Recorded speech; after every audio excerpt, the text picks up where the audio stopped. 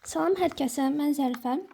Data Science Azərbaycan kanalının süni neyral şəbəkələr playlistinin növbəti videosuna xoş gəlmisiniz. Bu videoda biz bənzərlik ölçülərindən danışacağıq. Yenə də introduction chapter səviyyəsində, giriş səviyyəsində müəyyən qədər məlumat qazanmağa çalışaq ki, ümumiyyətlə süni neyral şəbəkələrdə oxşarlıq anlayışı niyə istifadə olunur, nə üçün lazımdır və oxşarlıq necə ölçülür və nəyin oxşarlığından söhbət gedir. Bunlardan biraz danışaq. Kitabdan, yəni Simon Haykinin kitabında oxşarlığın əsas temel olan 3 ölçüsündən danışılır. Onlardan biri Euclidean distance, yəni Evklid məsafəsi, digər adından Evklid normu. İkincisi dot produktı, yəni bizim bildiyimiz skaler hasil, orta məktəbdən bildiyimiz. Üçüncüsü isə Mahalanobis məsafəsidir. Başqa məsafələr də var, Hamming məsafəsi, Manhattan məsafəsi. Amma hələ ki giriş səviyyəsində lazım olmadığını düşünürəm. Biraz daha ileri getdikcə, yeri gəldikcə onları deyəcəm onsuz. Nəysə başlayaq. Deməli, kitab bu 3 dənə məsafənin adını çəkir, məsafə haqqında danışır. Amma kitabda çox belə direkt şeyləri yazıb, məsələn, formulları yazıb. Amma formulların hardan, necə deyək, ileri gəldiyini, məsələn, dot produktla Evklid məsafəsi arasında əlaqə qurur. Amma o əlaqə tam olaraq necə yaranır, onları yazmayıb. Ona görə mən çalışacağım ki, həm nümunələrlə başa salım. Həm də ki, əsas məğzini anlaya bilər ki, bu nə işə yarayır, nə deməkdir. Eləsə gəlin başlayaq. Biz keçən dərs yadınızdadırsa, biliyin şəbəkə daxilindəki təsvirinə, representation'a bir giriş vermişdik ki, bəs biliyi ətrafdan şəbəkə qazanır, sonra öz daxilində onu əks etdirməlidir, öz daxilində gələn inputlara. Yoxsa bunu deməmişdim. Mən bu keçən dəfə deməmişdik bunu. Demişdik ki, bilgi xaricdən gəlir, amma necə ki insan beynində saxlanılır, həmin şəbəkə daxilində saxlanılmalıdır və yeri gələndə istifadə olunmalıdır. Bax, bu necə baş verirdi? Ümumiyyətlə, tasklar necə həmin bilgi hesabına yerinə yetirilirdi? Bunlardan biraz danışmışdıq. İndi isə gəlin biz biliyin təmsili ilə bağlı əsas 4 qayda var. O qaydalardan birincisi ilə tanış olaq.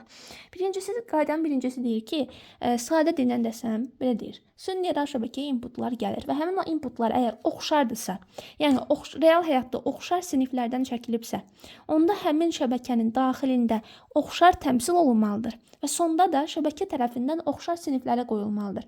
Bu əslində çox bəsit bir anlayışdır. Yəni normal bizim də düşünsək anlaya biləcəyimiz bir şeydir. Böyle siz nə deməyə çalışır? Mən bunu biraz rəngli rəqəm ruçkalarla göstərməliyəm. Məsəl üçün bu ta ki dairəvi bir figurdur. Rənginə falan hələ ki boş verin. Dairəvi bir figurdur, düzdürmü? Figurdur, bəli, deyə bilərik.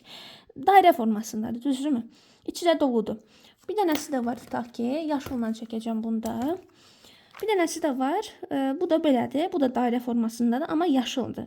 Günün sonunda bilirik ki, ikisi dairəvi formadadır. İkisində dairə adlanan bir sinifdən nümunə kimi çəkmişəm və şəbəkədən də gözləməliyəm ki, bu ikisini tutaq ki, figurları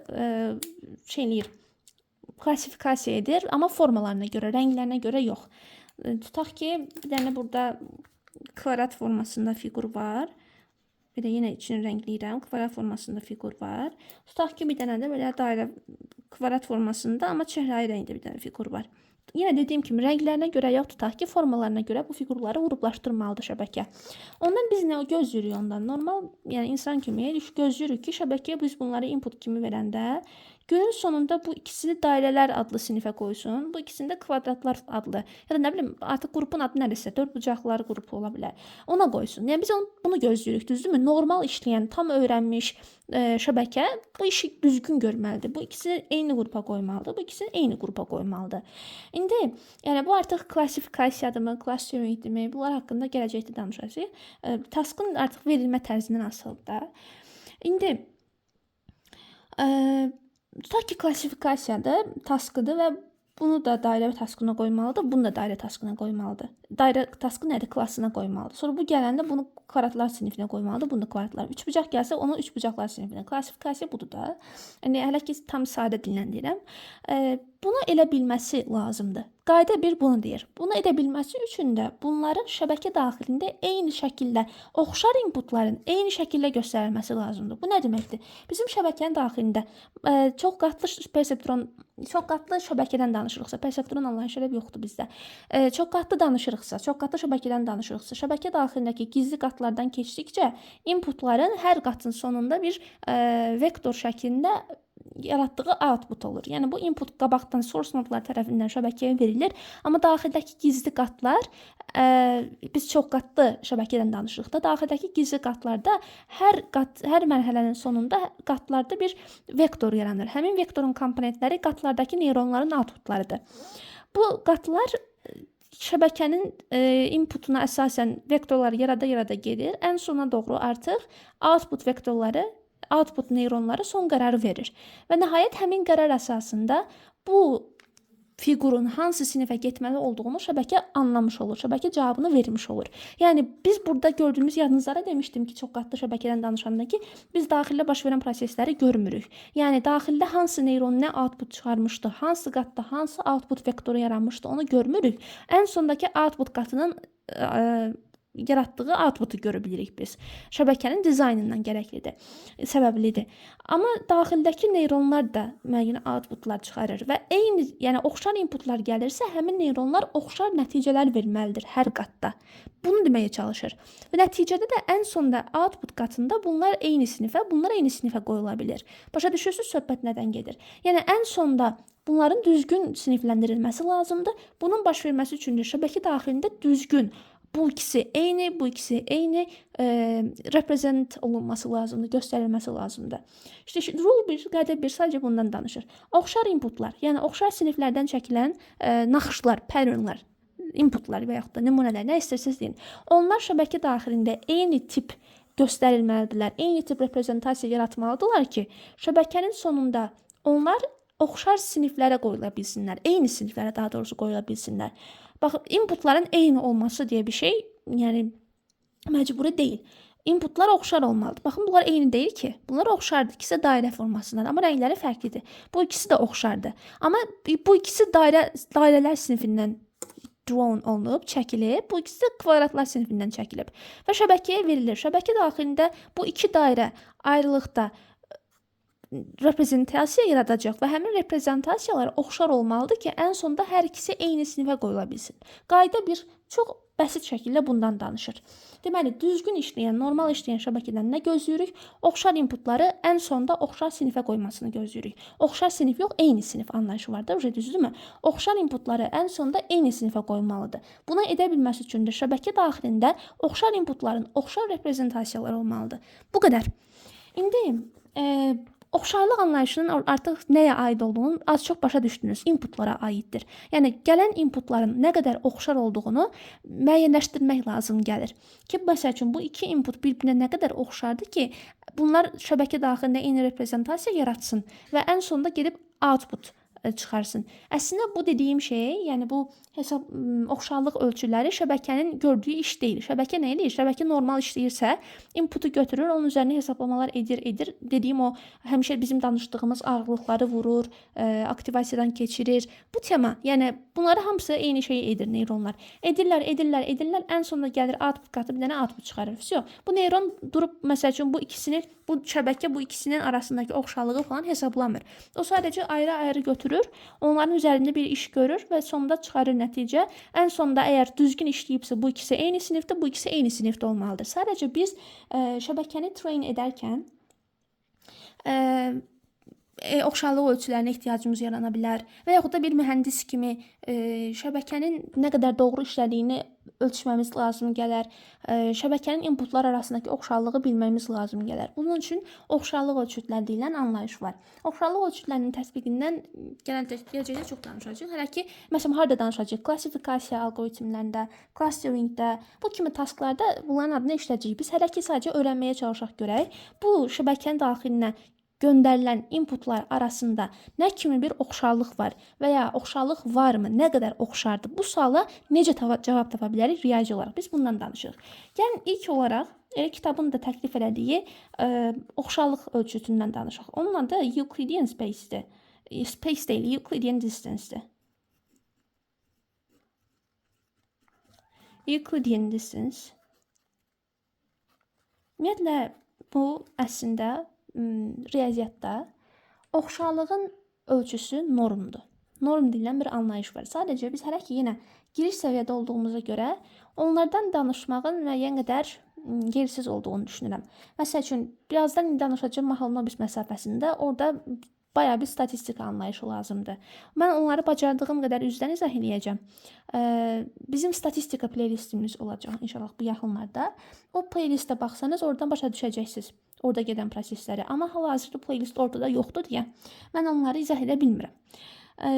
Yəni əslində bəzi şeylər, bu kitab bəzi şeyləri bildiyimizi fərz edir və direkt irəliləyir. Bəzi şeyləri özümüz araşdırmalı ola bilərik. Bu məsafə anlayışı da onlardan biridir. Məsafə riyaziyyatda normdur. Bənzərlik məsafəsi, bənzərlik ölçütü norm adlanan bir riyazi anlayışdır. Xətti cəbirdə onlardan danışırıq. Hansı ki, mən məsəl üçün L1, L2 normu anlayışlarından təməl formada danışa bilərik əslində. Amma gəlin elə məsəl üçün deyim ki, Euclid məsafəsi L2 normdur. Prosta onlar biraz daha riyazi əsaslardır və çox dərinə gedir. Ona görə mən hal-hazırda giriş səviyyəsində onlardan danışa bilmirəm. Yəni başa düşək ki, Euclid məsafəsi dediyimiz şey əslində L2 normudur. Ona görə buna Euclid normu da deyilir. Hələ ki siz norm nədir bilmirsiniz deyə sadəcə adını öyrənin də. Yəni ki, Euclid məsafəsi L2 normu eyni şeydir və ya Euclid normu eyni şeydir. Nəysə, Euclid məsafəsi dediyimiz şey Euclidean distance nə işə yarayır? Yaradığı iş çox bəsitdir. 2 input var, tutaq ki, həmin bu inputlar vektorlar şəklində olur, bilirsiniz. 2 input vektorumuz var. Tutaq ki, nə olsun? Pişik şəkli olsun. Bu da pişik şəklində tutaq ki, pişik şəkli, pişik boş verin. İkisi də şəkildir. Bu da şəkildir, bu da şəkildir. Şəkildə heyvanlar var və həmin o heyvanların tutaq ki, gözlərinin böyüklüyü və qulaqlarının uzunluğu adlı 2 dənə feature götürülüb, inputlardan çıxarılıb. Deməli, birinci feature'ımız gözlərin böyüklüyüdür. Gözlərin böyüklüyü. İkinci komponentimiz isə input vektorunun komponentlərini yazıram da. Feature adlanır daxılı. Feature, yəni xüsusiyyət adlanır da. Inputlardan çəkilən xüsusiyyətlər. İkincisi də tutaq ki, olsun qulaq uzunluğu.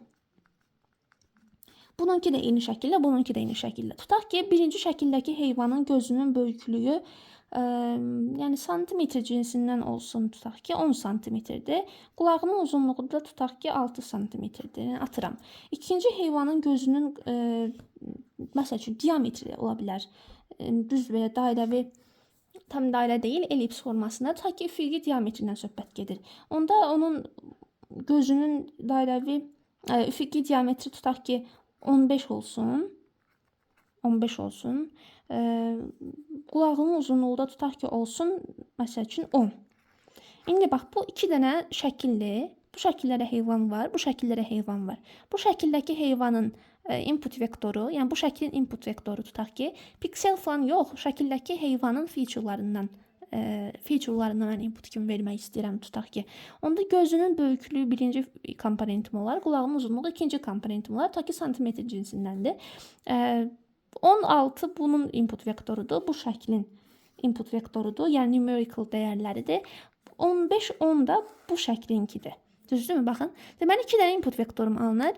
Bu input vektoru birinci şəkli təmsil edir, bu input vektoru ikinci şəkli təmsil edir bu featurelar əsasında.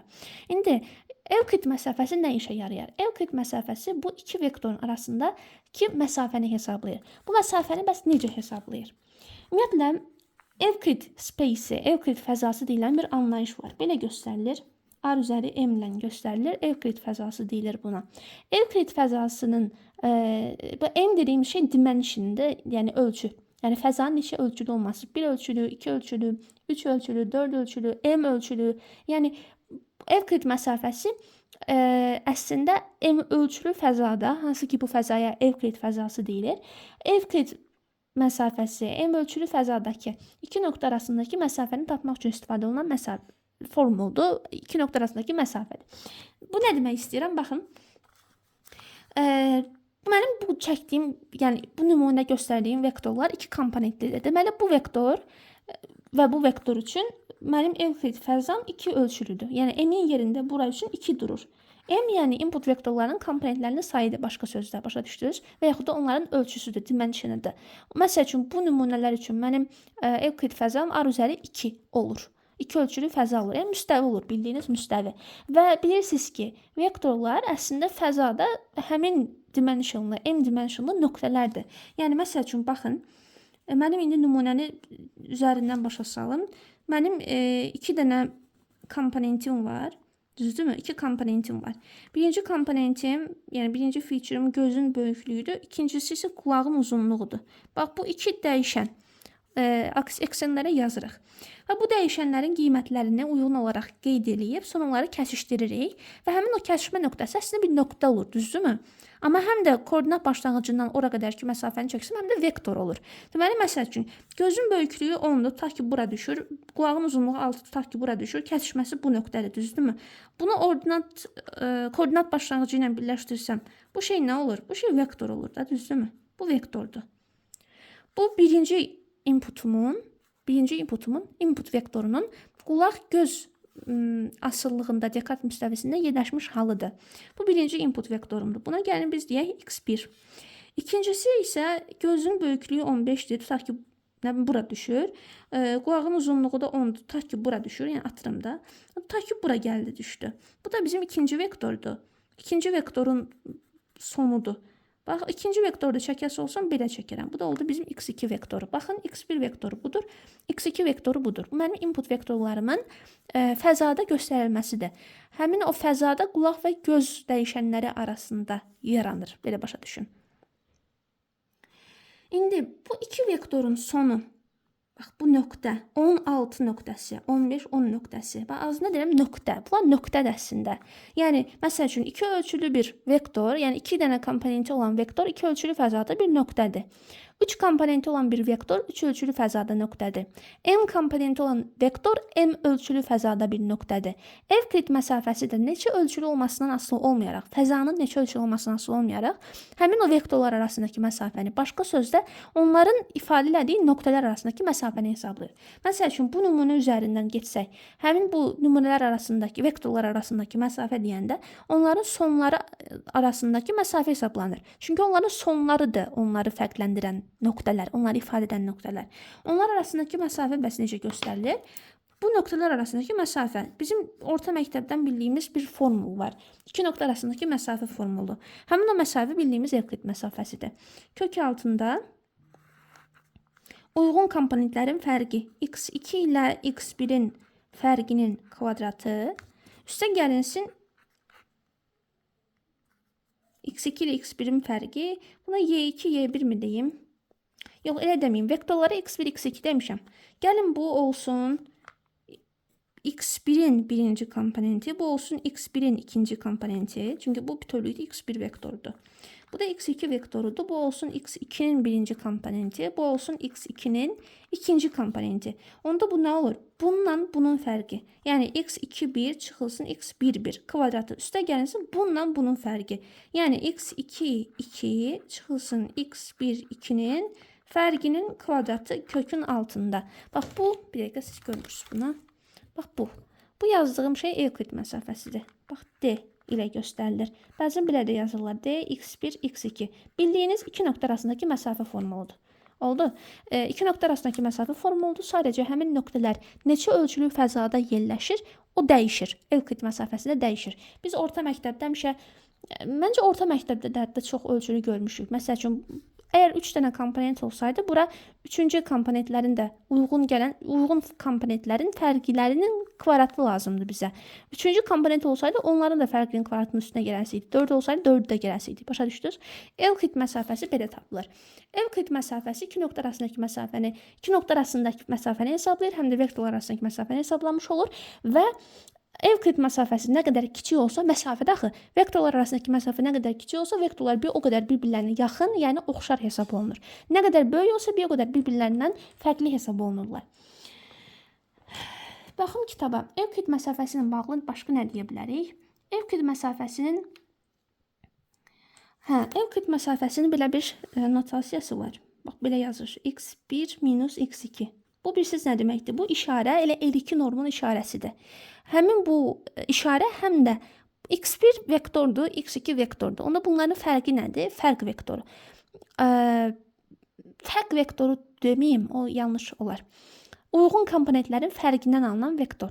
Bu vektorun uzunluğu deməkdir. Bu işarə həmin vektorun x1 ilə x2-nin fərqinin uzunluğu deməkdir. Bu elə bu anlayışa bunlar bərabər eyni notasiyalardır. Baxın, eyni şeylərdir. İkisi Evklid məsafəsini hesablamağa kömək edən formullardır. Sadəcə notasiyalar fərqlidir. İndi gəlin də nümunə yazaq. Elə bu nümunənin üzərindən gedə bilərik də, düzdürmü? Baxın, birinci vektorun komponentləri 10 və 6-dır. İkinci vektorun komponentləri 15 və 10-dur. Gəlin onda onlar arasındakı Evklid məsafəsini hesablayaq. Vektorları çəksək belə görünər. Tutaq ki də indi. Və bunlar arasındakı Evklid məsafəsindən söhbət getsə belə yazarıq. Dx1, x2 notasiya. Başqa sözlə bu. Başqa sözlə də bu. Onu yazmıram. Bərabər olar nəyə? Vektorların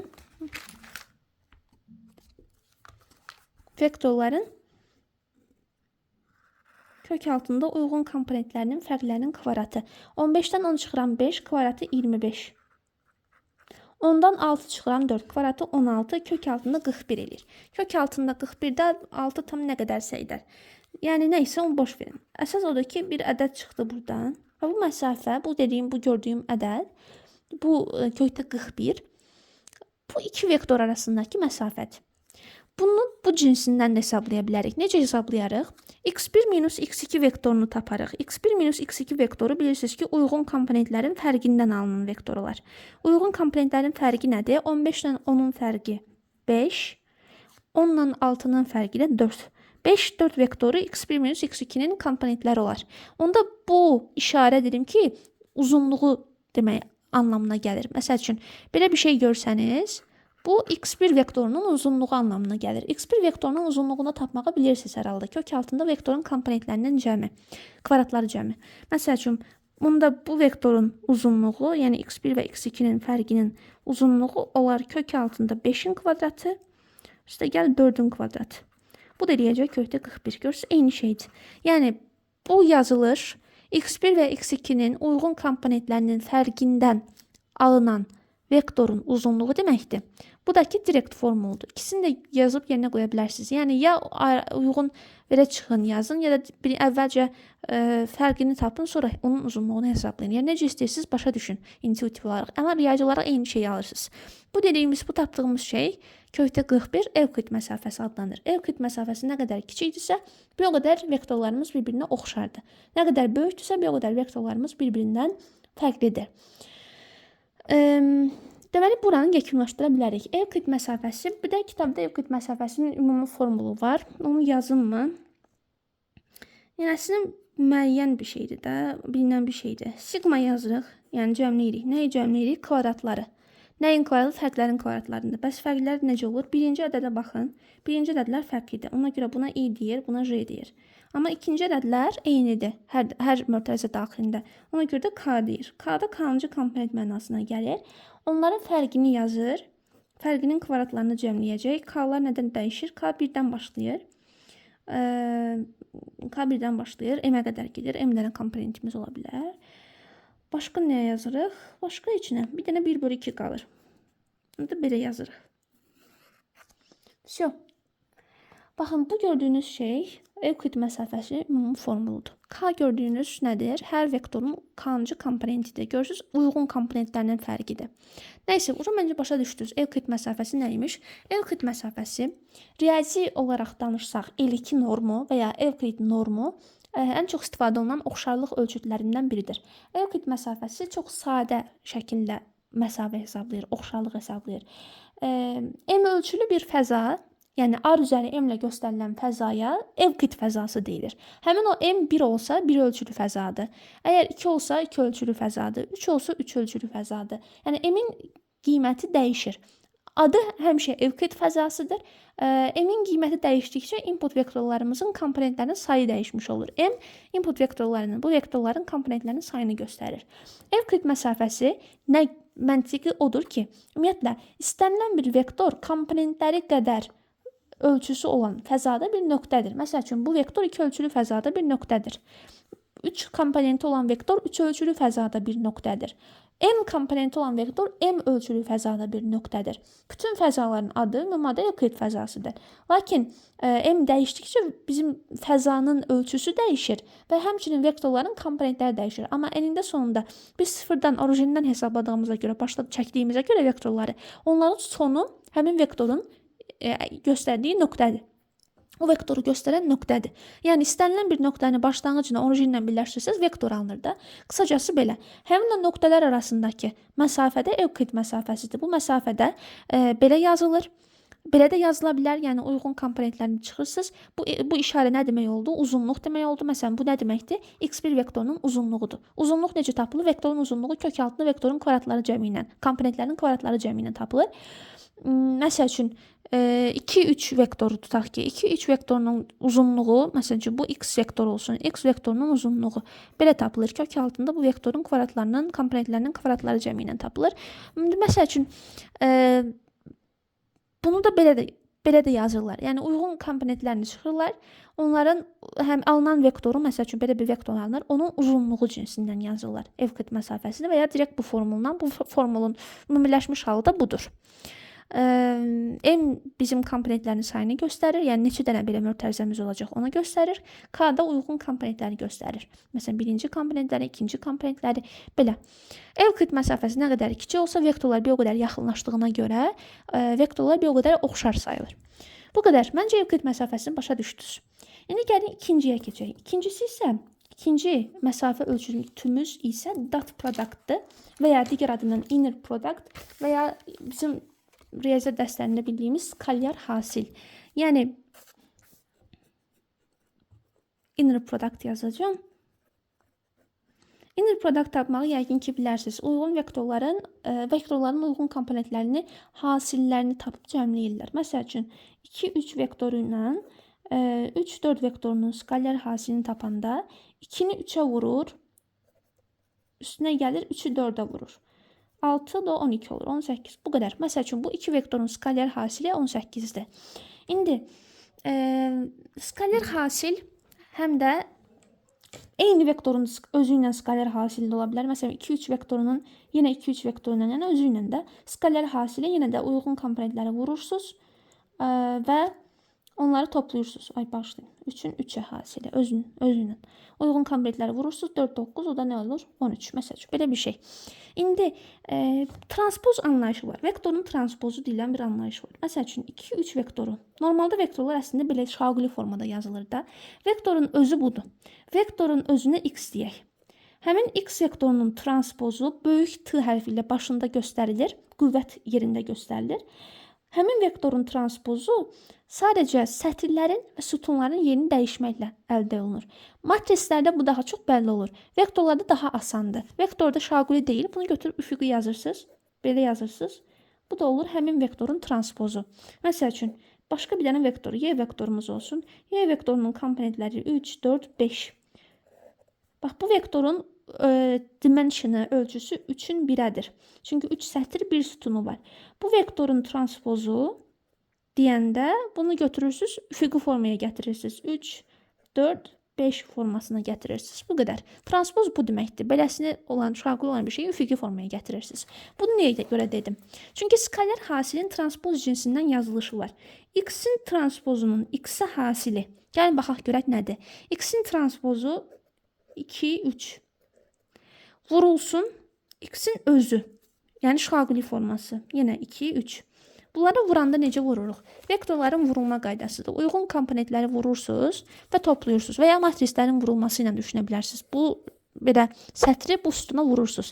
2-ni 2-yə vurursunuz 4. Şu görünmür. 2-ni 2-yə vurursunuz. Dəqiqə. Oldu deyəsən. 2-ni 2-yə vurursunuz. Bax, bunu buna vurursunuz. Üstünə gəlirsiniz. Bunu buna vurursunuz. Bu qədər. 4 ilə 9-un cəmi nə elədi? 13. Bəs x-in X-ə bunu demişdim. Onun özü ilə skaler hasil nə idi? O da 13 idi. Onu necə tapırdıq? Uyğun komponentlərə vururduq. Bunu necə tapırıq? Hasil necə tapırıq? Uyğun komponentlərə vururuq. Deməli, skaler hasil 1-ə də yazıla bilər. X-in transpozu vurulsun X, X-in özü ilə skaler hasildir. X-in transpozu vurulsun Y. Görək o nədir? X-in transpozu bu formadır. Yəni üfüqi forma 2 3. Onu vururam Y-nin özünə. 3 4 5. Bunu vura bilməyəcəm. Nəyə görə vura bilməyəcəm? Vurulma qaydasına uyğun gəlmir. Bunun dimensionu 3-dür deyə. Bunun 3 sətri var. Bunun amma 2 sütunu var. Vurulma qaydasını bilirsinizsə başa düşəcəksiniz nə deyirəm. Buna gəlin 5 eləyək. 5-i silək. 3 4 olsun da 2 ölçülü olsun. O zaman vurmaq olur. Onda gəlin bunları vuraq.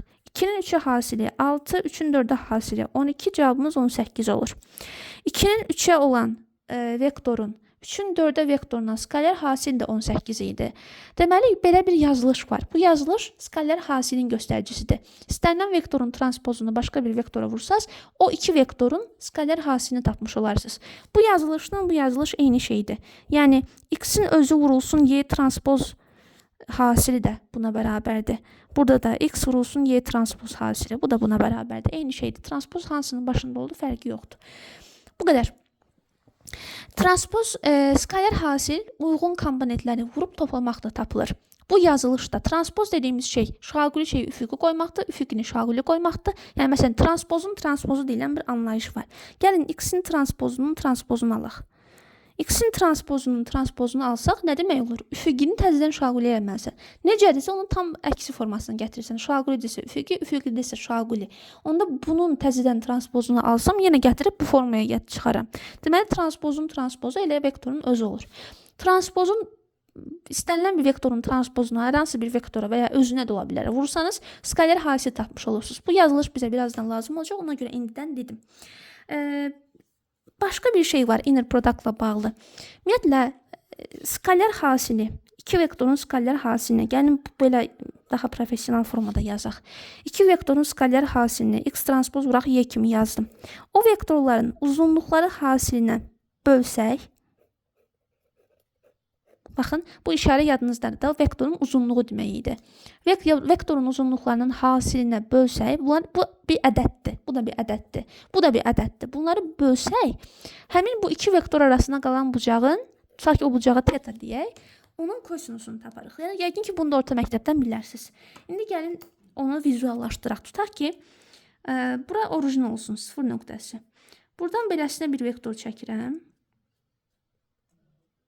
Tutaq ki, bu olsun X vektoru. Buradan da beləsinə bir vektor çəkirəm. Tutaq ki, bu vektorda olsun Y vektoru. Baxın, bu iki vektorun sonları arasındakı məsafə nə idi? Bax, bu nöqtə ilə bu nöqtə. Bu məsafəyə biz bayaq nə demişdik? Evklid məsafəsi demişdik, düzdürmü? Deməli, Evklid məsafəsi, bu iki vektorun arasındakı Evklid məsafəsi, baxın, budur. Bu məsafə, bu çəhrayı məsafə nədirsə, Evklid məsafəsi odur. Bunlar arasında qalan bucaq nədir? Bunlar arasında qalan bucaq buradır. Baxın, bura. Bu tetadır. Teta dedim buna. Həmin o teta bucağının kosinusu bu iki vektorun skaler hasili bölünsün, onların ayrı-ayrılıqda uzunluqlar hasilindən tapılır. Onu gəlin göstərək. Göstərək mi? Gəlin belə eləyək. Bax, bu məsafə nədir? Bu məsafə X vektorunun uzunluğudur, düzdürmü? Yəni budur. Bu məsafə nədir? Bu da Y vektorunun uzunluğudur. Yəni budur. Bunlar bizim işimizə yarayacaq. Necə işimizə yarayacaq? Gəlin əvvəlcə normallaşdırmadan danışaq. Normalization deyilən bir şeyi təklif eləyək. Ondan sonra bura qayıdarıq. Bu şəkil yadımızda qalsın. Normallaşma nə deməkdir? Normallaşma, yəni vektorun normalizasiyası və yaxud da istənilən vektorun uzunluğunun, yəni belə göstərilən, bu notasiya ilə göstərilən şeyin 1-ə bərabər edilməsi deməkdir. İstənilən vektorda bunu eləmək mümkündür. Bəs necə eləmək mümkündür? Ən klassik nümunə 3-4 nümunəsidir. Və tutaq ki, bir vektor var, tutaq ki, Z vektorudur. Z vektorunun komponentləri 3 və 4 olsun, tutaq ki. Ta ki bizə task verildi ki, bu vektoru normallaşdır. Nə demək istəyir? Bu vektorun elə ki, uzunluğu 1 olsun. Hal-hazırda bu vektorun uzunluğu 1 deyil. Hal-hazırda vektorun uzunluğu nədir? Baxaq. Kök altında 3-ün kvadratı üstəgəl 4-ün kvadratı. Yəni Pifaqor ədədlərindən 5. Bu vektorun hal-hazırda uzunluğu 5-dir. Amma bu vektoru normallaşdırsam, ən sonunda bu vektorun uzunluğu gəlib 1-ə bərabər olmalıdır. Bəs bunu necə eləmək lazımdır? Bunun konkret bir dənə qaydası var. Həmin vektorun komponentlərini götürürsünüz. Həmin vektorun uzunluğuna bölürsünüz və təzə komponentmiş kimi yazırsınız. Bu təzə vektor alınır. Bax, 3-ü götürürsünüz, vektorun uzunluğuna bölürsünüz, əvvəlki uzunluğuna söhbət gedir. 4-ü götürürsünüz, əvvəlki uzunluğuna bölürsünüz, təzə vektor alırsınız, düzdürmü? Həmin bu təzə vektor, bu vektorun normallaşmış halıdır. Bunu bəzən fərqli bir notasiya ilə göstərirlər. Bəzən də vektorun özü kimi göstərirlər. Yəni Z yazırlar, deyirlər ki, sadəcə normallaşmış Z-dir. Və həqiqətən də bunun uzunluğunu hesablasanız, kök altında bunun kvadratı, üstəgəl bunun kvadratı yazsanız, 25/25-də nəqətən 1 çıxır. İstənilən bir vektorun normallaşma qaydası belədir. Bu vektorun normallaşdırdınız, uzunluğu 1-ə bərabər oldu. İndi bunu niyə yazacağım? Bunu niyə yazdım? Sizə onu göstərim. Gəlin qaydaq bu tərəfə. Gəlin qaydaq bura. Burada teta bucağının kosinusunu belə bir şeyə bərabər olduğunu yazmışdıq.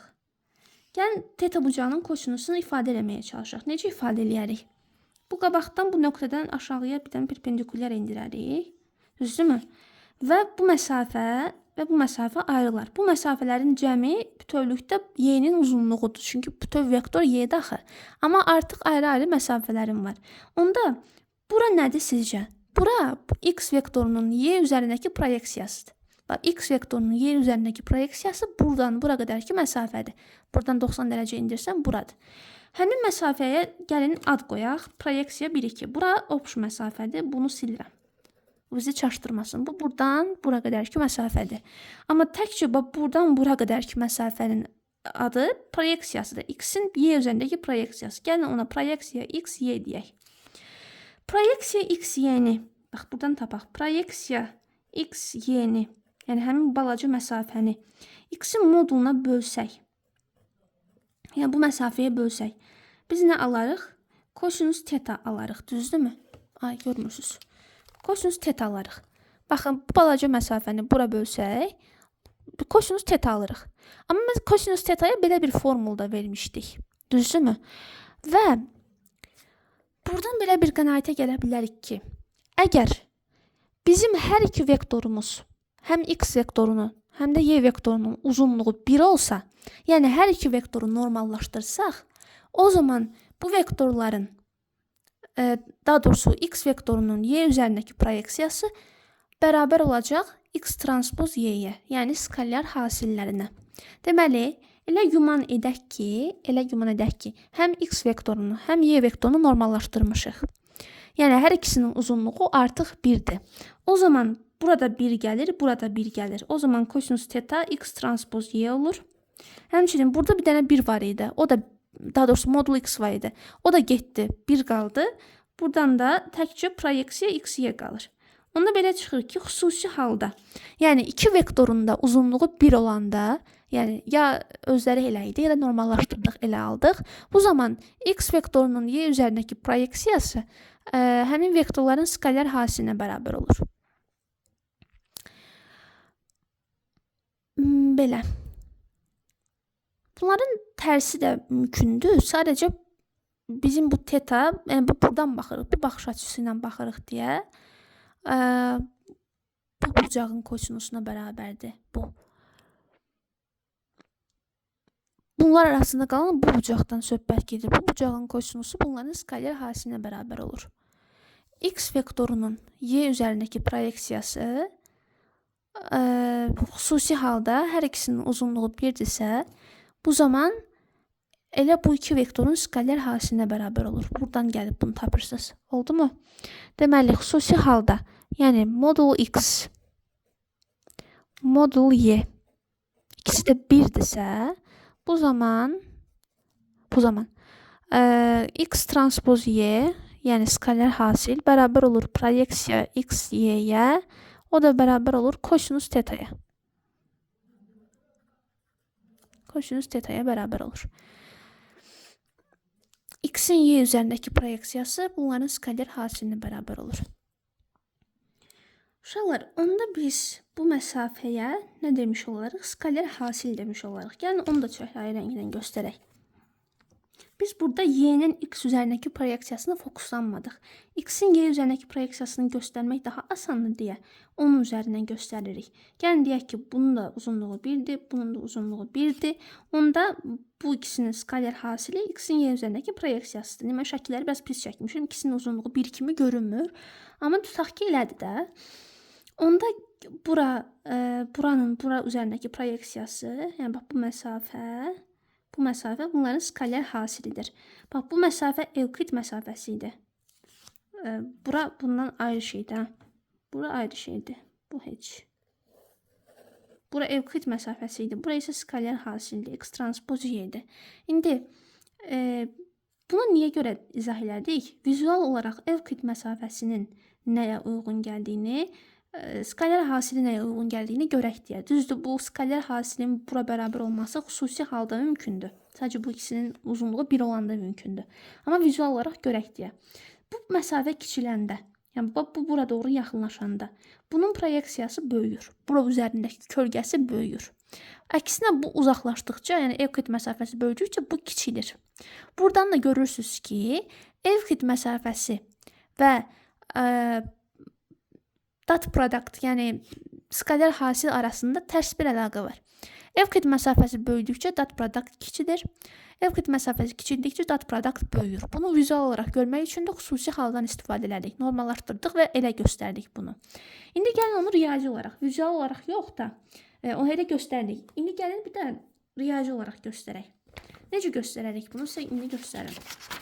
Evklid məsafəsi ilə dot product arasındakı əlaqəni necə göstərə bilərik? O əslində asandır. Bax, belə yaza bilərik. Bir dəqiqə. Necə yaza bilərik sizə göstərim. Baxın uşaqlar, yazarıq ki, Evklid məsafəsinə yadınızdadırsa D demişdik. D x1, x2 demişdik. Evklid məsafəsinin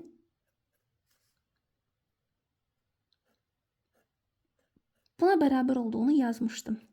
Yəni x1 ilə x2-nin fərqinin uzunluğuna bərabər olduğunu yazmışdım. Düzdürmü? Gəlin belə bir şey yazaq. Məsafənin kvadratını. Kitab çünki kvadratı ilə əlaqə yaradır. Skaler hasil arasında. Evklid məsafəsinin kvadratı nə olar? Bunun kvadratı olar. Bəs hər hansı bir vektorun x1 ilə x2-nin fərqi bir vektorda, düzdürmü? Yəni bu olmasın, bunu yenə y deyək. Nə fərqi var ki? Yəni bu fərq bir vektor meydana gətirir. Həmin vektorun uzunluğunun kvadratı nə olur sizcə? Gəlin onu yazaq. Tutaq ki, x1 minus x2 3, 4 vektordur elə. Bu vektorun uzunluğu nə olar? Bu vektorun uzunluğu nə olar? Bu vektorun uzunluğu 5-ə bərabər olar. Necə tapılır? Kök altında 3-ün kvadratı üstəgəl 4-ün kvadratı ilə tapılır. Bəs uzunluğunun kvadratı yazsan nə olar? Bu kök altı gedər. Nə qalar əlimdə? 9, 16-nın cəmi 25 qalar. Deməli, 25 nədir?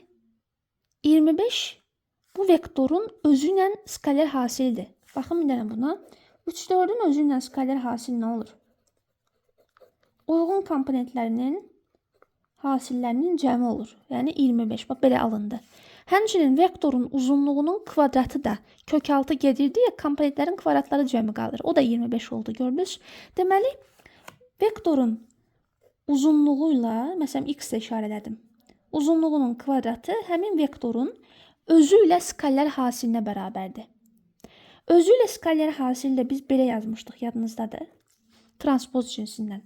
Məsəl üçün, x vektoru 3, 4 oldu. 3, 4 vektorunun uzunluğu 5-dir. 5-in kvadratı 25-dir. 3, 4 vektorunun transpozunun özü ilə hasili, yəni skaler hasili yenə 25-dir. Deməli, belə bir əlaqə var imiş. Bu əlaqə ümumiyyətlə xətti cəbirdə çox istifadə olunan bir əlaqədir. Bu əlaqə nə işimizə yarayır? Mən dedim ki, x1 ilə x2-nin fərqi hər hansı bir vektordur. Fərqi yoxdur. sadəcə x1 minus x2 şəklində yazılıb. X şəklində, y şəklində yox da x1 minus x2 şəklində yazılıb. O da bir notasiyadır. Onda x1 minus x2 vektorunun uzunluğu nə olar? Həmin vektorun özü ilə skalar hasili. Yəni həmin vektorun, yəni bax x1 minus x2 vektorunun transpozunun yenə özü ilə hasili. Baxın, budur. Bu qədər. Deməli, bu məsafə kvadratı həmin vektorun, içəridəki vektorun özü ilə skalar hasillə, o da transpoz vurulsun özü kimi yazılır. İndi gəlin transpoz üzərindən bir şey yazaq. x1 də aralıqda vektordur, x2 də aralıqda vektordur, onların fərqi də bir vektordur, onun transpozu. Belə bir açılış var. x1-in transpozu çıxılsın x2-nin transpozu. Buna bərabərdir bu. Bunu gəlin isbatlayaq.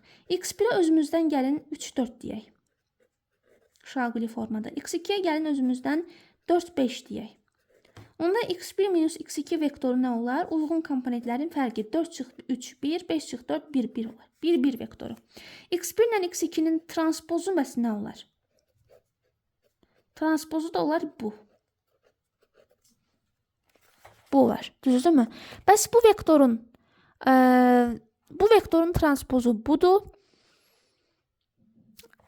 Gəlin ayrılıqda bunların transpozlarını tapıb onların fərqinə baxaq. Görək həqiqətən bərabər olacaqlarmı? 1 vektorun alacağımı? x1-in transpozu nədir? Bu. x2-nin transpozu nədir? Bu.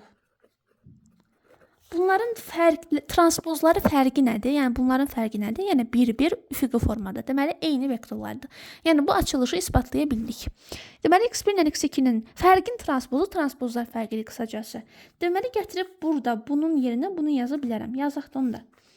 Bərabər olsun x1-in transpozu çıx x2-nin transpozu vur x1 çıxılsın x2.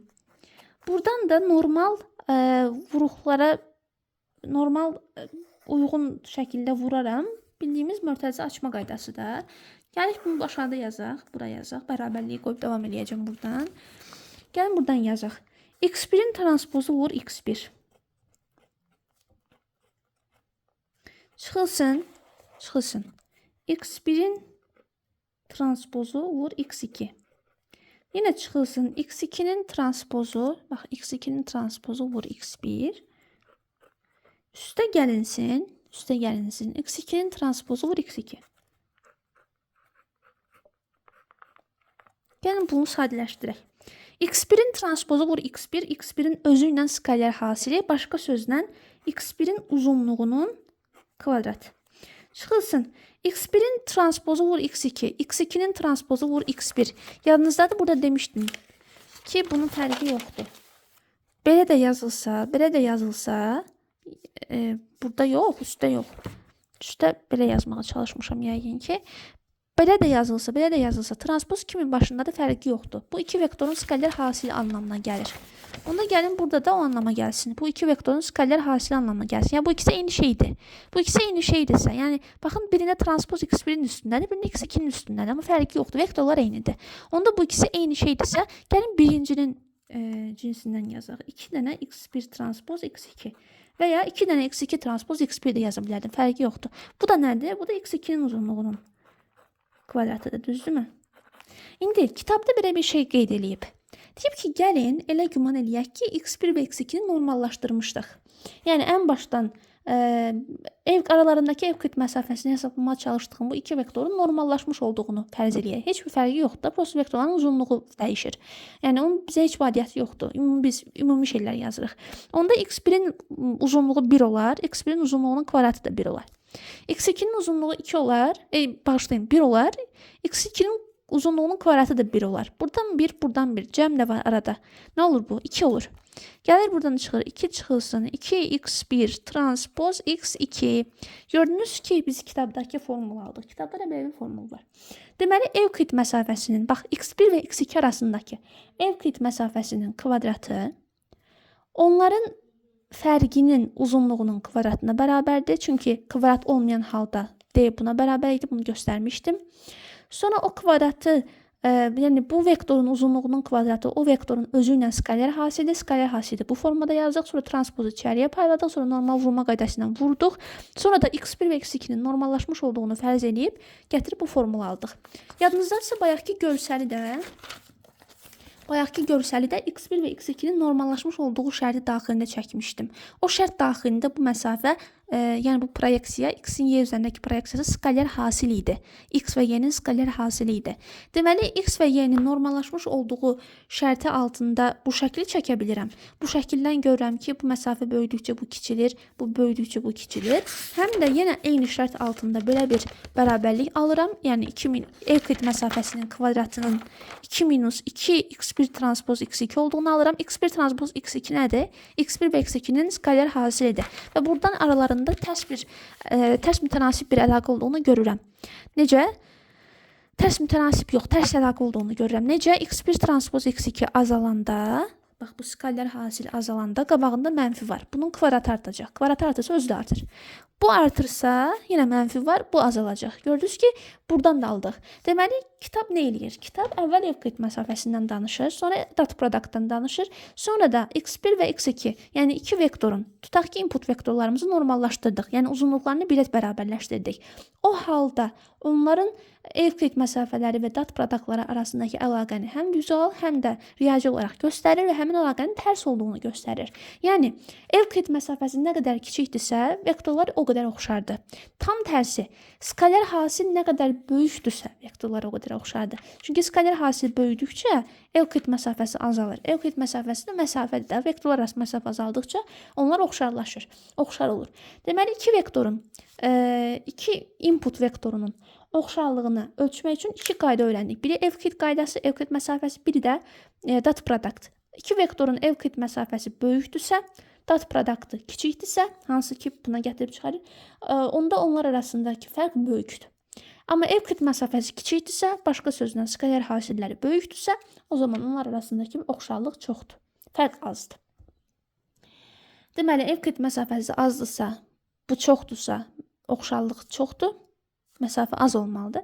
Evklid məsafəsi çox deyilsə, daha doğrusu Evklid məsafəsi çoxdursa, bu azdırsa, o zaman da oxşarlıq azdır. Niyə görə? Çünki məsafə böyüdürsə, oxşarlıq azaldır. Bu qədər. Bunu da biz vektorların normallaşması üzərindən riyazi olaraq və vizual olaraq göstərdik. Evklidlə dat produkt arasındakı əlaqəni. İndi gəlin, biz keçək Manhattan məsafəsinə. Manhattan məsafəsi haqqında mən biraz çox danışa bilərəm. Bizim video bayağı uzana bilər, amma kəsmək istəmirəm sanki. Yəni, kəsməyim sanki. Ona görə belə qalsın, elə ki, çox uzansa bir şeylər eləyərəm. Gəlin, danışaq indi üçüncü məsafədən. Üçüncü məsafə Mahalanobis məsafəsidir. Mən Manhattan dedim, deyəsən çaşdım. Yox, Mahalanobis məsafəsidir. Mahalanobis distance. Məsafədirsə, Evklid məsafəsi kimi nə qədər az olsa, o qədər yaxşıdır. Nə qədər az olsa, o qədər vektorlarımız oxşardır. Nə qədər böyükdürsə, o qədər vektorlarımız uzaqdır bir-birindən. Amma hansı vektorlar? Bu dəfə o dəyişir Mahalanobis məsafəsində. Hansı vektorlar arasındakı məsafə? Bu anlayış Evkliddən fərq edir. İndi gəlin bunu başa salaq. Mahalanobis məsafəsi əslində həm iki populyasiya arasındakı məsafəni, fərqi, həm də bir populyasiya ilə bir təzə inputun arasındakı fərqi ölçməyə kömək eləyir. Kitabda nədən danışır? Bax, kitabda belə bir şey görəcəksiniz. Y deyilən bir şey. Y dediyimiz şey gözlənən dəyərdir. Statistika playlistində bunlardan çox danışacağıq. Y gözlənən dəyərdir. Sonra bir dənə C görəcəksiniz. C kovarians matriksidir. Kovarians nədir bilmirsiniz. Varians nədir hələ bilmirsiniz. Mən elə güman edirəm, yəni. Bəlkə də bilirsiniz. Amma elə güman eləyək ki, bilmirsiniz. Ona görə də mən bunlar haqqında çox ətraflı bu dəqiqə danışa bilmirəm. Kovarians nədir? Kovariansın məsəl üçün definitionundan doğan bir formul var. Y cinsindən yazır. Yazır ki, iki vektorun, hansı vektorların ortalamadan fərq vektorlarının skaler hasilinin gözlənən dəyəridir kovarians matrisi. Məsəl üçün, mən bunu necə yazım burada? Biz gərək ayrı-ayrı hamısı haqqında danışaq da. Onu olmazdır ya, hələ ki giriş səviyyəsindəyik deyə mən o hissələri atlayacağım. Yəni, kitabda nə görəcəksiniz? Kitabda kovarians matrisinin bir dənə formulunu görəcəksiniz. Sonra Y görəcəksiniz. Y-nin nə olduğunu deyərəm qısaca. Amma yəni kovarians matrisini falan o qədər tanımayacağım da. Bir də iki populyasiya arasındakı Mahalanobis məsafəsini tapmaq üçün kitabda bir formul var. Amma o formul əslində biraz genel formuldur. Əslində iki populyasiya arasındakı Mahalanobis məsafəsi başqa formuldan tapılır. Sadəcə o hal-hazırda biraz çelişki yaradır deyə mən sizə sadə formada deyəcəm Mahalanobis məsafəsinin istifadəsini. Ən çox sizin, məsələn, gedib internetdə Mahalanobis məsafəsi yazsanız, görəcəyiniz bir dənə formul var. Həmin formul hansıdır? Mahalanobis məsafəsini D ilə işarətləyir. 2 indeks qoyur, I və J. Nə olduqlarını yazacağım. Əslində indeks qoymuyor da bilər bu arada. Mənim dediyim nümunədə indeks qoymuyor da bilər. Çünki bu indeks qoyulan hal iki populyasiya arasındakı fərq olanda izah olunur. Populyasiya nədir bilirsinizmi? Yəqin ki bilərsiniz. Gəlin belə tam sıfırdan başlayaq Mahalanobis məsafəsinə. Gəlin belə eləyək. Baxın uşaqlar, Mahalanobis məsafəsi Evklid məsafəsindən daha mürəkkəbdir. Ona görə ki, o iki dəyişkənin birlikdə necə dəyişməsini də nəzərə alır. Nə demək istəyirəm? Belə desəm mürəkkəb olacaq. Bunları boş verin. Rəsmi tərifləri boş verin. Mən nə demək istəyirəm? Baxın, Evklid məsafəsi bunu eləyirdi. Bu iki nöqtəyə baxırdı. Deyirdi ki, bu nöqtələr arasındakı məsafə nə qədərdir? Всё, bu. Evklid məsafəsi bu işi görürdü. Bu nöqtə hansı populyasiyanın nöqtəsidir, hansı populyasiyaya aiddir, bu nöqtə hansı populyasiyaya aiddir, onunla maraqlanmır. Sadəcə 2 dənə nöqtə veriblər buna, 2 dənə vektor veriblər, net vektorlar, deterministik vektorlar, yəni dəyişməyən vektorlar. O iki vektorun arasındakı fərqi hesablayır Evklid məsafəsi, bu qədər. Amma Mahalanobis məsafəsinin istifadə olunduğu kontekst fərqlidir. İki kontekstdə istifadə oluna bilər. Birincisi odur ki, iki populyasiyamız var. Tutaq ki, pişik şəkillərindən ibarət bir populyasiya var. Və tutaq ki, həmin şəkillərdə pişiklərin gözlərinin böyüklüyünə yenə və qulaqlarının uzunluğuna baxmışam. Yəni 2 dənə dəyişənim var. Həmin o dəyişənlərdən ibarət belə deyim də, həmin o dəyişənləri eksenlərə yazmaq şərti ilə bir data buludu yaradacağam burada. Baxın, bura yazacağam gözün böyüklüyü ədədi olaraq. Bura yazacağım qulağın uzunluğu, yenə ədədi olaraq. Onları kəsişdirib, onların kəsişmələrinə də uyğun gələn pişik şəkillərini qoyacağam. Tutaq ki, əlində bir dənə pişik şəkli var. O şəkildə pişiyin gözünün uzunluğu məsələn bu qədərdir, qulağın uzunluğu bu qədərdir. Onları kəsişdirib o şəkli bura qoyacağam. Başa düşdünüz? Başqa bir şəkli bura, başqa şəkli bura, bura. Və belə qoyacağam, düzdürmü? Və burada sizin gördüyünüz bu şey data setdir. Bu gördüyünüz şey data setdir. Data bulududur. Bu bir buluddur. Görürsünüz, bu belə elips formasında, ya bilməm dairə formasında, fərqli formalarda data set yaranır, formalaşır. İki dəyişəndən asılı olaraq. Bu dəyişənlərin kəsişməsində yerləşir axı bu data setin data pointləri. İndi siz yenə statistikada bu anlayışlardan danışacağıq. Korrelyasiya anlayışı, kovarians anlayışı. Kovarians dediyimiz şey, bu iki dəyişənin birlikdə necə hərəkət elədiyinin ədədi ölçüsüdür. Məsəl üçün, bura baxanda görürsən ki, göz artdıqca, gözün ölçüsü artdıqca qulağın ölçüsü də artıb sanki. Ona görə bir yuxarıya doğru gedir bu. Amma məsəl üçün, gözün ölçüsü artdıqca qulağın ölçüsü azalsaydı, göz bu tərəfə doğru getdikcə qulaq aşağılara doğru gedərdi. Düzdürmü? Onda siz başa düşərdiniz ki, bunlar arasında əks əlaqə var. Deməli, mənim bu nümunəm üçün, bu çəkdiyim data bulduğu üçün gözün ölçüsü artdıqca qulağın ölçüsü də artır. Beləliklə də bunlar arasında müsbət, bunların kovariyansını hesablasaydım, hansı ki oralara girmirik hələ ki, onu deyirəm. Bunlar arasındakı kovariyansı hesablasaydım, müsbət bir ədəd tapacaqdım. Həmin müsbət ədəd bu ikisinin arasında kovariyansın müsbət olması, yəni İkisinin də eyni tərzdə dəyişdiyi anlamına gəlir. Yəni, bu artsa, bu da artacaq. Bu azalsa, bu da azalacaq. Bu anlama gəlir.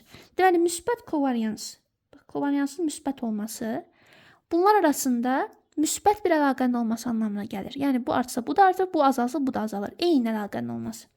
Kovariyansın mənfi olması isə bir-birlərinin əks əlaqənin mövcud olmasıdır. Yəni, bu artsa, bu azalır. Bu azalsa, bu artır. Kovariyansın mənfi olması o deməkdir. Kovariyansın sıfıra bərabər olması, sıfıra çox yaxın olması bunların arasında diqqətə layiq heç bir əlaqənin olmaması anlamına gəlir. Yəni dəyişkəndir. Bəzən göz ölçüsü böyükdür, qulaq ölçüsü kiçikdir, amma bəzən də göz ölçüsü böyükdür, qulaq ölçüsü də böyükdür. Belə random, yəni bir-birlərinə heç bir əlaqəsi olmayan dəyişənlərdir, kəmiyyətlərdir bu. Bu anlama gəlir. Məsəl üçün bir insanın yaşı ilə o insanın nə deyə bilərəm məsəl üçün? Məsələn, insanın yaşı ilə çəkisi arasında bir əlaqə olur məntiqən, düzdürmü? Amma məsəl üçün insanın boyu ilə insanın neçə saat yatması arasında bir əlaqə məntiqən olmaz. Və yaxud da bir insanın tutaq ki, nə ola bilər? Gözlərinin tutaq ki, böyüklüyü ilə o insanın nə deyə bilərəm? Elə bir şey deyirəm ki, məndə belə şey olur, narahat olur, çətin olur tapmaq. Nə deyə bilərəm? Məsələn, o insanın gündə neçə saat kitab oxuması ilə onun əllərinin böyüklüyü arasında heç bir əlaqə ola bilməz də, düzdürmü? Bax, məsəl üçün, bu iki dəyişən, bunlar dəyişəndir də. Çünki hər insanda bu dəyişənlər fərqli qiymət alır. Bir insanın əllərinin ölçüsü ilə, əllərinin böyüklüyü ilə neçə saat günə kitab oxuyur, bunun arasında heç bir əlaqə ola bilməz, məsəl üçün. Bəlkə də var, onu durub araşdırmaq lazımdır. Mən məntiqən düşünürəm ki, olmaz. Onda bu iki dəyişən arasında kovarians sıfıra yaxın çıxacaq. Nə mənfi deyil, nə əks əlaqə yoxdur. Yəni, nə bir adam kitab oxuduqca əli kiçilmir və ya böyümür, nə də ki, müsbət əlaqə yoxdur. Yəni, kitab oxuduqca əli böyüyür və ya kitab oxumadıqca əli kiçilir. Belə bir şey yoxdur. Başa düşdünüz, kovarians nə deməkdir, nəyi ölçür? Kovarians iki dəyişən birlikdə necə dəyişir, onu ölçür. Və işarəsindən asılı olaraq kovarians fərqli cür interpret olunur, şərh olunur. İndi bizim nə işimizə lazımdır kovarians burada? Baxın, tutaq ki, pişik şəkillərinin qulaq və göz ölçüsü baxımından belə bir datasetini hazırladım. Bir də tutaq ki, it şəkillərinin eyni datasetini hazırladım. Yəni, yenə də it şəkillərinin göz böyüklüyü və qulaq ölçüsündən asılı olaraq uyğun yerlərə qoydum fəzada və həmin və bu kəsişmə nöqtələrini yenə də birləşdirirəm və bir dataset alıram, tutaq ki. Bu da belə bir dataset olsun. Bu da belə bir dataset olsun. İndi baxın, bu biraz daha sıxdır, biraz daha yayvandır. Bu varians anlayışıdır. Varians dediyimiz şey datasetin yayılımını xarakterize edən kəmiyyətdir. Yəni, nə qədər yayğındır. Daha rəsmi ilə desək, ortalamadan ortalama olaraq nə qədər fərqlənir dəyişənlər, daha doğrusu uyğun ayrı-ayrı qiymətlər. Hər qiymət ortalamadan müəyyən qədər uzaqdadır. Amma ortalama olaraq hamısı nə qədər uzaqdır. Bunun ölçüsü variansdır. Varians nə qədər böyük olsa dataset bir o qədər böyük olur, bir o qədər yayğın olur. Nə qədər kiçik olsa bir o qədər yığcam olur dataset. Hələ ki, bunu bilin. Bu da tutaq ki, itin şəkillərindən ibarət, itlərin şəkillərindən ibarət bir datasetdir. Fərqli-fərqli itlərin. Və orada məsəl üçün, baxın, belə bir xətt çəkib bilmirəm artıq. Çünki qırağa çox sapmaları var. Bunlar arasında, yəni itlərin qulaq və göz ölçüsü arasında bir əlaqə olmamış ola bilər. Kovariansları az ola bilər. Nəysə, kitab yazdığı formulları yazanda kovarians matrislərinin eyni olduğundan danışır. Bu ikisinin, tutaq ki, deyir, bu iki qrupun kovarians matrisi eynidir. Belə bir şey deyir. Nəysə, Mahalanobis məsafəsi nə işə yarayar? Baxın, datasetlərdə mean vector deyilən bir anlayış var. Yəni, ortalama vektor. Ortalama vektor nə işə yarayır? Hər bir data point bir vektordur. İki ölçülü bir vektordur. Düzdür? Məsəl üçün, bu data point. Gözün ölçüsü, nə bilim, şalquli yazacağım. Gözün ölçüsü tutaq ki, 2, o bir də 3, heç düşünmürəm. 2, 3 tutaq ki. Məsəl üçün, bu vektor. Bu nədir? Məsəl üçün 4, 5, bilməm də atıram. Onda bu vektorlar, burada nə qədər data point varsa, hamısı üçün yazıram. Hamısı iki ölçülüdür. Sonra bu vektorların ortalamasını alıram. Yəni, uyğun komponentlərini toplayıb saylarına bölürəm. Nə qədər data point varsa, o sayaya bölürəm. Və buna deyilir mean vector və mu hərfi ilə işarə olunur. Kitabda gördüyünüz o mu, bu işarə odur. Orta vektor. Buna sentroid də deyilir. Datasetin tam ortasında yer alır. Həmin o ortalama dediyimiz şey həm bu dəyişən üzrə ortalama qiyməti alır. Buradan onu hesablayır. Buradan onu götürürəm. Həm də bu dəyişən üzrə ortalama qiyməti alır bütün data pointləri. Və tam onlar o iki dəyişənin, o orta qiymətin, məsəl üçün 2 dənə tutaq ki, data point var. Tutaq ki də 2 ilə 4-ü toplayıram, yəni göz ölçülərini toplayıram. 2-yə bölürəm 2 dənədirlər deyə. 6/2, 3 olur mu vektorun. 3 ilə 5-i toplayıram 8, 2-yə bölürəm 4, bu da olur aşağıdakı qulaq dəyərinin ortası. Onda baxın, bu mu 3-4 vektorum olacaq. Bu datasetin tam ortasında yer alan bir vektor. Tutaq ki, bu nöqtə. Burada da eyni şeyi eləyəcəm. Buna mu1 deyək.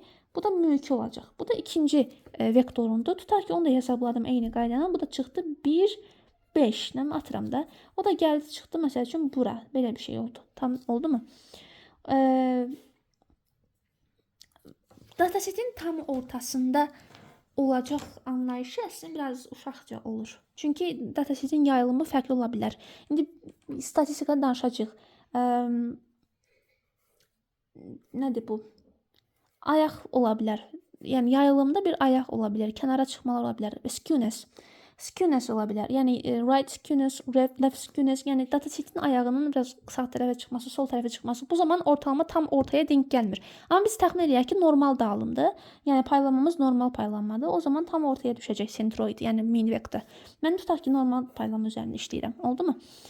İndi nə isə, Mahalanobis məsafəsi nə hesablayır? Mahalanobis məsafəsi bu iki vektorun, yəni bu iki datasetin bir-birindən fərqini hesablayır. Ona görə deyir ki, əgər bizim input vektorlarımız stokastikdirsə, Mahalanobis məsafəsi lazımdır. Kitabda bu cümləni görəcəksiniz. Bu nə deməkdir? Bunu sadə dillə belə deyim. Bir var ki, əlinizdə Evklid məsafəsi kimi 2 dənə sabit vektor. Bir də var ki, yəni məsələn 2 dənə şəkil, biri pişikdir, biri itdir. Tutaq ki də, onları hesabladığı aradakı fərqi, biri pişik, biri itdirsə, Evklid məsafəsi çox böyük çıxacaq. Deyəcək ki, bunlar eyni sinifə aid deyil. Amma biri pişik, biri it, amma populyasiyadırsa, deməli, oradan çəkəcəyim vektorlar dəyişir. Bu artıq stokastik vektor anlayışıdır. Yəni dəyişkən. Çəkdim, random vektorları çəkirəm. Hər dəfə fərqli bir vektor çəkirəm. Ona görə də bütöv populyasiyanı ifadə eləmək üçün hər dəfə fərqli bir vektor arxalanmalı oluram. Bu da artıq Mahalanobis məsafəsinin istifadəsini gətirir, çıxarır. Populyasiyalarda sabit vektorlardan fərqli olaraq yayılma olduğuna görə, yəni yayılma olduğuna görə, paylanma deyilən bir anlayış olduğuna görə artıq o paylanmanın hansı istiqamətdə olduğu, paylanmanı meydana gətirən dəyişənlər arasında nə kimi bir əlaqənin olduğu söhbətə qatılmalıdır, nəzərə alınmalıdır. İndi niyə nəzərə alınmalıdır, onu da deyəcəm. Birinci bunu deyim ki, iki populyasiya arasında Mahalanobis məsafəsi hesablana bilər. Bu hesablanma mühürlər üzərindən olur. Dediyim kimi kitabda o iki paylanma arasındakı Mahalanobis məsafəsini hesablamaq üçün kitab başqa bir formul verir. Amma o formul mənim xoşuma gəlmədi. Biraz genel formuldur və bizim hər yerdə görəcəyimiz forma deyil. Ona görə də mən başqa bir formuldan istifadə edirəm. Yəni kitabdakı formul başqa bir şeydir. Yəni, bilirsiniz nədir? O formulun xüsusi halı Mahalanobis məsafəsidir. Amma birinci istifadə üçün yox, ikinci istifadə üçün. Yəni, populyasiyalar arası fərqi üçün yox. Bir nöqtənin populyasiyadan fərqi üçün. İndi onu deyəcəm mən sizə. Nəysə, hələ ki bunu bilin ki, Mahalanobis məsafəsi iki populyasiyanın bir-birinə nə qədər oxşar və ya nə qədər uzaq olduğunu hesablamaq üçün istifadə olunur. Formulunu hələ ki boş verin. Bu məsafə nə qədər kiçik olsa, bir o qədər bu iki populyasiya bir-birinə yaxındır. Nə qədər böyüksə, bir o qədər iki populyasiya bir-birindən uzaqdır. Lakin biz ən çox Mahalanobis məsafəsinin istifadəsini görəcəyik. Bilirsiniz harda? Bir dənə vektor gələcək, input vektoru gələcək. Yəni, iki populyasiya varsa, iki böyük populyasiya varsa, yəni iki dənə ayrı-ayrı sinif varsa, bunların bir-birinə oxşar çıxmaması normaldır. Amma məsəl üçün bir input vektoru gəlir. Bu vektor hansı populyasiyaya aiddir? Baxın, bu təbii ki daha vacib bir problemdir. Bir vektor gəldi, bu vektor bu populyasiyaya mı aiddir, yoxsa bu populyasiyaya mı aiddir? Bu necə hesablayırlar? Bu vektorun, bu populyasiyanın ortalamasından olan Mahalanobis məsafəsini alırlar. Bir də bununkindən olan Mahalanobis məsafəsini alırlar. Hansı kiçikdirsə, ona həmin populyasiyaya daha yaxın bir nümunədir. Yəni o populyasiyaya aid ora sinifləndirilməsi lazım olan bir nümunədir. Başa düşdünüz? Gəlin indi biz əsas ona fokuslanaq və kitabın verdiyi o formul, demək ki bir kitab formul verib, o formulu xüsusiləşdirəndə elə bu dediyim nümunənin formulu alınır. İndi gəlin deyək. Necə yazılır o? Belə yazır. Əlimizdəki həmin bu input vektorunu yazır. O input vektoru ilə hansı populyasiya ilə müqayisə ediriksə, o populyasiyanın ortalama vektorunu, min vektorunu alırıq. Bunların fərqini tapırıq. Bu fərqin transpozunu həmin populyasiyanı meydana gətirən dəyişənlərin kovarians matrisinin tərsinə vururuq. Kovarians matrisi nədir deyəcəm. Tərsinə vururuq. Və onu da vururuq yenə bu iki vektorun fərqinə. X və m-nin fərqinə. Və buna deyirik D-nin kvadratı. D-nin kvadratı dediyimiz şey Mahalanobis məsafəsinin kvadratıdır. Mahalanobis məsafəsinin kvadratı belə tapılır. Əlimizdə bir vektor var. Bu vektor verilən populyasiyalardan nə qədər fərqlidir, nə qədər uzaqdır, Onu tapmaq üçün Bauhaus məsafəsi istifadə olunur və istifadə etdiyimiz şeylər həmin vektorun komponentləridir, yəni həmin input vektorudur və müqayisə etdiyimiz populyasiyanın ortalama vektorudur. Bir də həmin populyasiyanın dəyişənlərinin kovarians matrisidir. Kovarians matrisi nədir?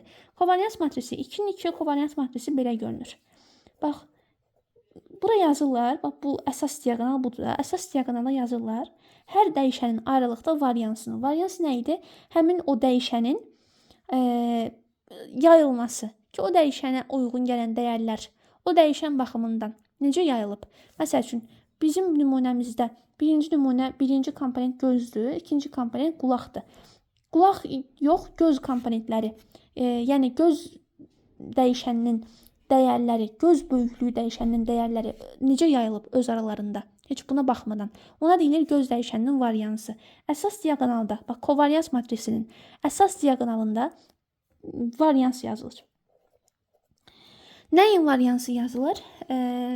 Uyğun dəyişənlərin variansı yazılır.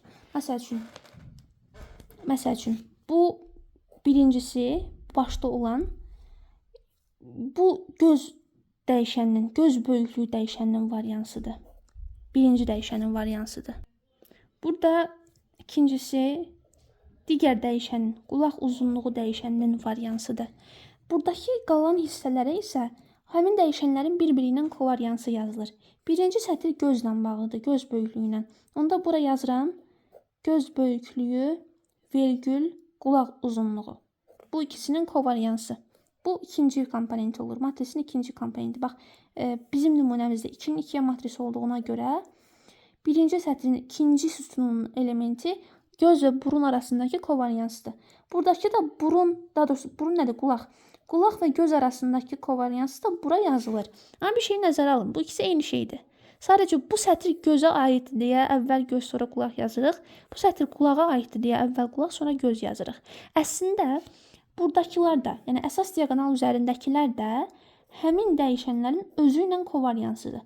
Məsəl üçün, bu kovarians göz. Göz dəyişəninin özü ilə kovariansı elə özünün variansıdır. Burada yaza bilərik kovarians qulaq. Qulaq dəyişəninin kovariansı özü ilə kovariansı elə özünün variansıdır. Digər yerlərə də yazılır bir-birləri ilə kovariansı, hansı ki o da belə də yazılsa eyni şey olur. Məsəl üçün, kovarians matrisi necə olsa da buradakı dəyərlər həmişə eyni olmalıdır. Məsəl üçün, 2-nin 2-yə kovarians matrisidir. Yəni 2 dənə dəyişən var.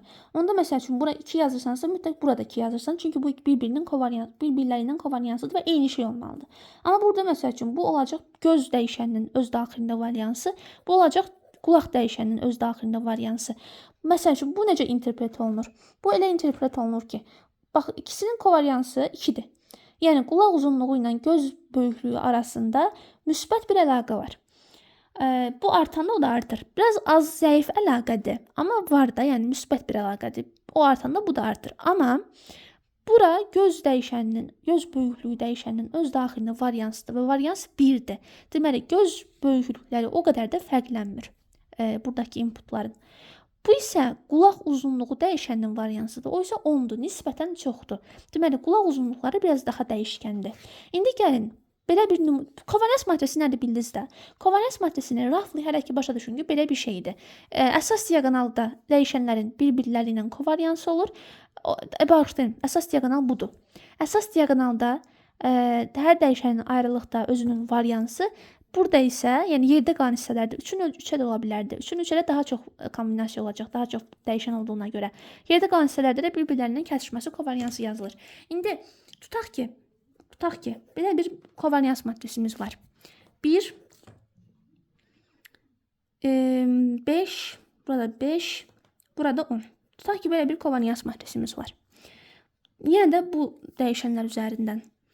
Tutaq ki, mən fake bir dataset hazırlayım. Pişiklərin gözləri, göz böyüklükləri, qulaq uzunluqları əsasında. Məsəl üçün, belə yazarıq da, göz böyüklüyü, qulaq uzunluğu, məsəl üçün, göz böyüklüyü 5 cm olanın qulaq uzunluğu 3 olub. Göz böyüklüyü Bu göz böyüklüyü dəyişənin variansıdır. Bu qulaq uzunluğu dəyişənin variansıdır. Bunun variansı 1-dir, bunun variansı 10-dur. Dediyim kimi, bunun variansı 1-dirsə, deməli bu o qədər də dəyişmir. Məsəl üçün belə dəyişir bu. Belə yaxın ədədlər olur. Amma bunun variansının çox olması, bunun qulaq uzunluğunun biraz daha çox yayğın olmasıdır. Məsələn, birinin qulaq uzunluğu 3-dürsə, birininki 10-dur. Birininki, nə bilim, 8-dir. Yəni biraz fərqli ədədlərdir. Başa düşdünüz? Göz böyüklükləri o qədər də fərqlənmir, amma qulaq uzunluqları fərqlənir. Lor dilində isə bu anlama gəlir varians. İndi bunu niyə yazdım? Tutaq ki, təzə bir, gəlin bunların bu datasetin, tutaq ki, bu datasetdən 3 dənə nümunə çəkdim. Gəlin bunların ortalamasını hesablayaq. Ortalama vektorunu hesablayaq. Ortalama vektoru necə hesablayarım? Bunları toplayıb 3-ə bölərəm. Çünki 3 dənədə 12, 16, 18, 3-ə bölərəm 6. Bir də bunları toplayıb 3-ə bölərəm. 13, 8, 21, 3-ə bölərəm 7. Təsadüfən tam ədədlər alındı. 6, 7. Belə bir ortalama vektorum var. 2 dənə dəyişənim varsa 2 komponenti olacaqdı ortalama vektorumun. İndi tutaq ki, təzə bir dənə pişik şəkli gəldi. Ya da pişik şəkli olmasın. Bilmirəm nə şəkillərə ki, təzə bir dənə şəkil gəldi. O şəkildə bilirəm ki, həmin şəkildəki heyvandır və o heyvanın gözünün böyüklüyü, qulağının uzunluğu adlı 2 dənə dəyişən var bu vektorda. Birinci vektorda tutaq ki, gözün böyüklüyü tutaq ki 7-dir. Qulağının uzunluğu da tutaq ki 14-dür. Belə bir təzə heyvan gəldi. İndi biz müəyyənləşdirmək istəyirik ki, görəsən bu datasetə, buna oxşardımı bu heyvan yoxsa uzaqdımı? Bunu necə hesablayırıq? Evklid məsafəsi ilə hesablasaz, Mahalanobis məsafəsi ilə hesablasaz, ortalamadan fərqini almalısınız. Ortalamadan fərqini almalısınız və ortalama ilə məsafəsini hesablamalısınız başqa sözlə. Ona görə də ortalamadan fərq vektoru mütləq alınmalıdır. Deməli, x ilə m-nin fərqini tapaq. Çünki ortalama həmin dataseti ifadə edən vektordur. Belə başa düşün. X ilə m-nin fərqini tapsam, uyğun komponentləri çıxaram. 7 ilə 6-nın fərqi 1, 14 ilə 7-nin fərqi 7. İndi baxın, bu fərq vektoruna baxın. Bu fərq vektorunun üzərindən Evklid məsafəsi hesablasam, kök adda bunların komponentlərinin kvadratlarını toplayıram. Düzdürmü? Elə idi də Evklid məsafəsi. Fərq vektorunun uzunluğuydu. Gəlin hesablayaq. Evklid məsafəsi. Tutaq ki, bilmədim də ki, bilmirəm qaydanı ki, Mahalanobis lazımdır. Evklidlə hesabladım. Görək, mən nə cavab alacağım. Alacağım cavab bu vektorun, fərq vektorunun uzunluğudur. Kök altında 1-in kvadratı da 49-un kvadratı. Kök altında 50, o da 5 kördü 2 eləyir. 5 kördü 2, yəni yaxşı elə yazım, yaxşı. 5 kördü 2 yazım. Yəni bu da nədir? Hardasa 7 tam nə qədərsə. Belə bir ədəd. Düzdürmü? 7 tam nə qədərsə. Belə. Bir də gəlin Mahalanobis məsafəsini hesablamağa çalışaq. Mahalanobis məsafəsini hesablasam nə alaram? Bax, hesablayaq mı? Gəlin hesablayaq, yaxşı. Gəlin hesablayaq. Biraz uzun olacaq, amma hesablayaq. Gəlin Mahalanobis məsafəsini hesablayaq. Mahalanobis məsafəsini hesablayanda gəlin formulu təkrar yazaq. Mahalanobis məsafəsinin kvadratı bərabərdir. Həmin o nümunənin ortalamadan fərqinin transpozu vurulsun. Həmin bu dəyişənin, populyasiyanın dəyişənlərinin kovarians matrisinin tərsi vurulsun x ilə m-nin fərqi. Gəlin hesablayaq. Mən buraları kəsimmi? Mən buraları kəsim, video çox uzanmasın. Uşaqlar, heç özümün də vaxtı getməsin deyə ChatGPT-yə hesabladım. 0,85 çıxır təqribən. İndi, bax, bu çox dəyərli bir şeydir. Tapdığım fərq çox önəmlidir başa düşməyimiz üçün. Tam kilit nöqtədir. Mahalanobisdən Evklidin məsafəsini başa düşürük. Fərqini başa düşürük. Deməli, mən Mahalanobis məsafəsini, bunu belə də yazırlar. Mahal, belə bir şey yazırlar. Mahalanobis məsafəsini tapdım. Təqribən 0,85. O biri də Evklid məsafəsi də. O da təqribən 7. Aradakı fərq çox böyükdür. Bəs niyə? Niyə Evklid məsafəsi bu qədər acımasız davrandı, amma Mahalanobis məsafəsi biraz daha yaxın, biraz yox, bayağı bir o nöqtəni, impulu mənimsədi də. O niyə elə oldu? Gəlin onu anlamağa çalışaq. İşte bunu başa düşsəz hər şey aydın olacaq. Səbəb bilirsiniz nədir? Səbəb mənim input vektorumun ortalamadan olan fərqidir. Bax, ortalamadan fərqi 1 və 7-dir. Və ortalamadan fərq çox görünür. Bax, göz dəyişənləri o qədər də fərqli deyil. 1 vahid fərqlənir. Okey.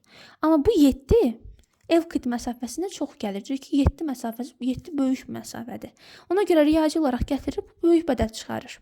Başa düşdünüz? Amma Mahalanobis məsafəsi dediyim kimi bu populyasiyanın daxilini, paylanmasını nəzərə alır. Və Mahalanobis məsafəsi bilir ki, zaten göz dəyişəninin paylanmasının variansı 1-dir. Qulaq dəyişəninin paylanmasının variansı 10-dur. Yəni zaten mənim bu populyasiyamda qulaq dəyişəni, bax qulaq uzunluğu dəyişəni zaten biraz geniş yayılıb. Zaten mənim əlimdəki hazır populyasiyadakı bütün nümunələrin qulaqları bir-birindən bayağı bir fərqlidir. 10 vahid qədər, ortalama olaraq 10 vahid fərqlidirlər. Və mənim əlimdəki bu təzə gələn input da 7 qədər fərqlidir bu ortalamadan bundan. Maksimum 10 olmalıydı. Bax məsələn, ondan böyük bir şey olsaydı, 17 olsaydı, artıq nəinki Evklid heç Mahalanobis də bunu bağışlamayacaqdı, o da böyük bədət çıxaracaqdı. Çünki artıq 10-u aşdı. Lakin 7 ondan kiçikdir. Maksimum 10-dur. Yəni ortalama bu qulaq dəyişəni zaten qulaq dəyişənin dəyərləri ortalama 10 qədər uzaqdır ortalamadan. Amma ortalama olaraq ortalamadan 10 vahid uzaqdırlar. Varians bu deməkdir zaten. Onların danışacaqları boş verin. Amma 7 o deməkdir ki, bu nöqtə yəni buraları bir yerə düşür. Ortalamanın biraz uzağına düşür Evklidə görə. Amma Mahalanobis bilir ki, zaten ortalama olaraq hamısı uzaqda ortalamadan. 10 vahid falan uzaqlıq var. Ona görə də onu cəzalandırmır. Başa düşür ki, normaldır. Anladınız? Məsəl üçün 7 yerinə burada başqa bədəd olsaydı, kiçik bədəd olsaydı, o zaman Evklid məsafəsi də kiçik çıxacaqdı. Amma yenə də biz həmin o nümunəyə baxmadıq da, biz Evklidin bizi çaşdırdığı ana baxdıq. Gördünüz ki, bax Evklid biraz bu fərqi böyüyən kimi məsafəni böyütdü. Dedi ki, yox, bu çox fərqlidir bundan. Çünki o bilmir ki, qulaq özü ayrılıqda necə paylanıb, göz necə paylanıb populyasiyada, onu bilmir. Amma Mahalanobis bunu bilir. Çünki Mahalanobisin daxilində kovarians matrisi var. Kovarians matrisinin içində də həm bunların bir-birinin kovariansı var. Yəni bu paylanmanın istiqaməti var. Həm də ki, bunların öz daxillərində variansı var. Hər dəyişənin öz daxilində variansı var. Onu Mahalanobis bilir deyə, hesablamaya qatır deyə, bu aldığı bu fərq vektoru onu necə deyim, çaşdırmadı. Gördük ki, 7-dir. Zaten deyir ki, 10-dur da. Zaten qulaq dəyişəni biraz çox yayılan bir dəyişəndir. 7 qayət normaldır deyir və ona görə onu cəzalandırmır. 0,85 çıxarır. Variansı məsələn bunun 1 olması zaten varians da 1-dir deyə heç bunu çaşdırmadı Mahalanobis. Cavabı çıxardı 0,85. Bu nə deməkdir? Təzə gələn input vektorum bu populyasiya bayağı bir yaxındır, böyük ehtimal pişikdir. Bu belə dedi Mahalanobis məsafəsi. Evklid məsafəsi dedi ki, yox, bu pişik deyil. Gördünüz ki, çaşdı.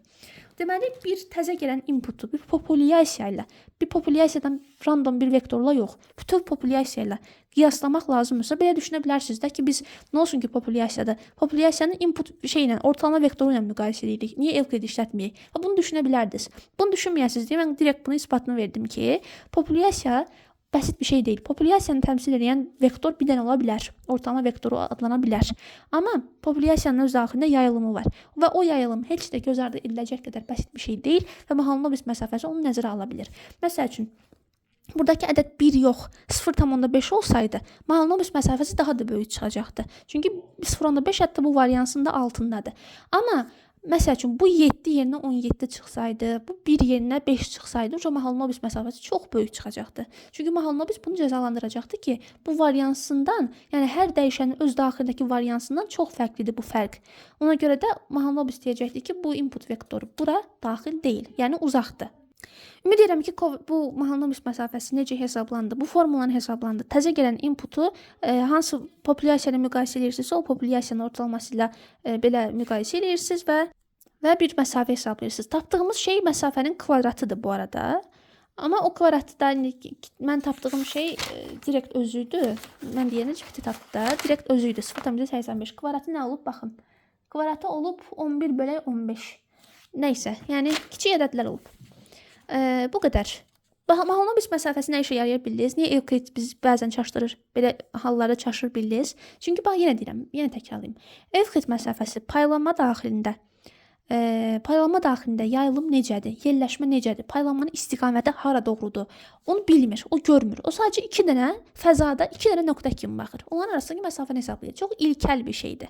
Amma Mahalanobis məsafəsi başa düşür ki, bu vektor tək bir vektor deyil. Bu vektor bütün populyasiyanı təmsil eləyir və həmin populyasiyada 2 dənə dəyişənin dəyişməsi, paylanması necədir, hansı dəyişmə, hansı fərq normal fərqdir, hansı fərq anormal fərqdir, onu başa düşür deyə ona uyğun cavab çıxarır. Nə qədər kiçikdirsə Mahalanobis məsafəsi, o qədər mənim inputum bu şeyə yaxındır, populyasiyaya yaxındır.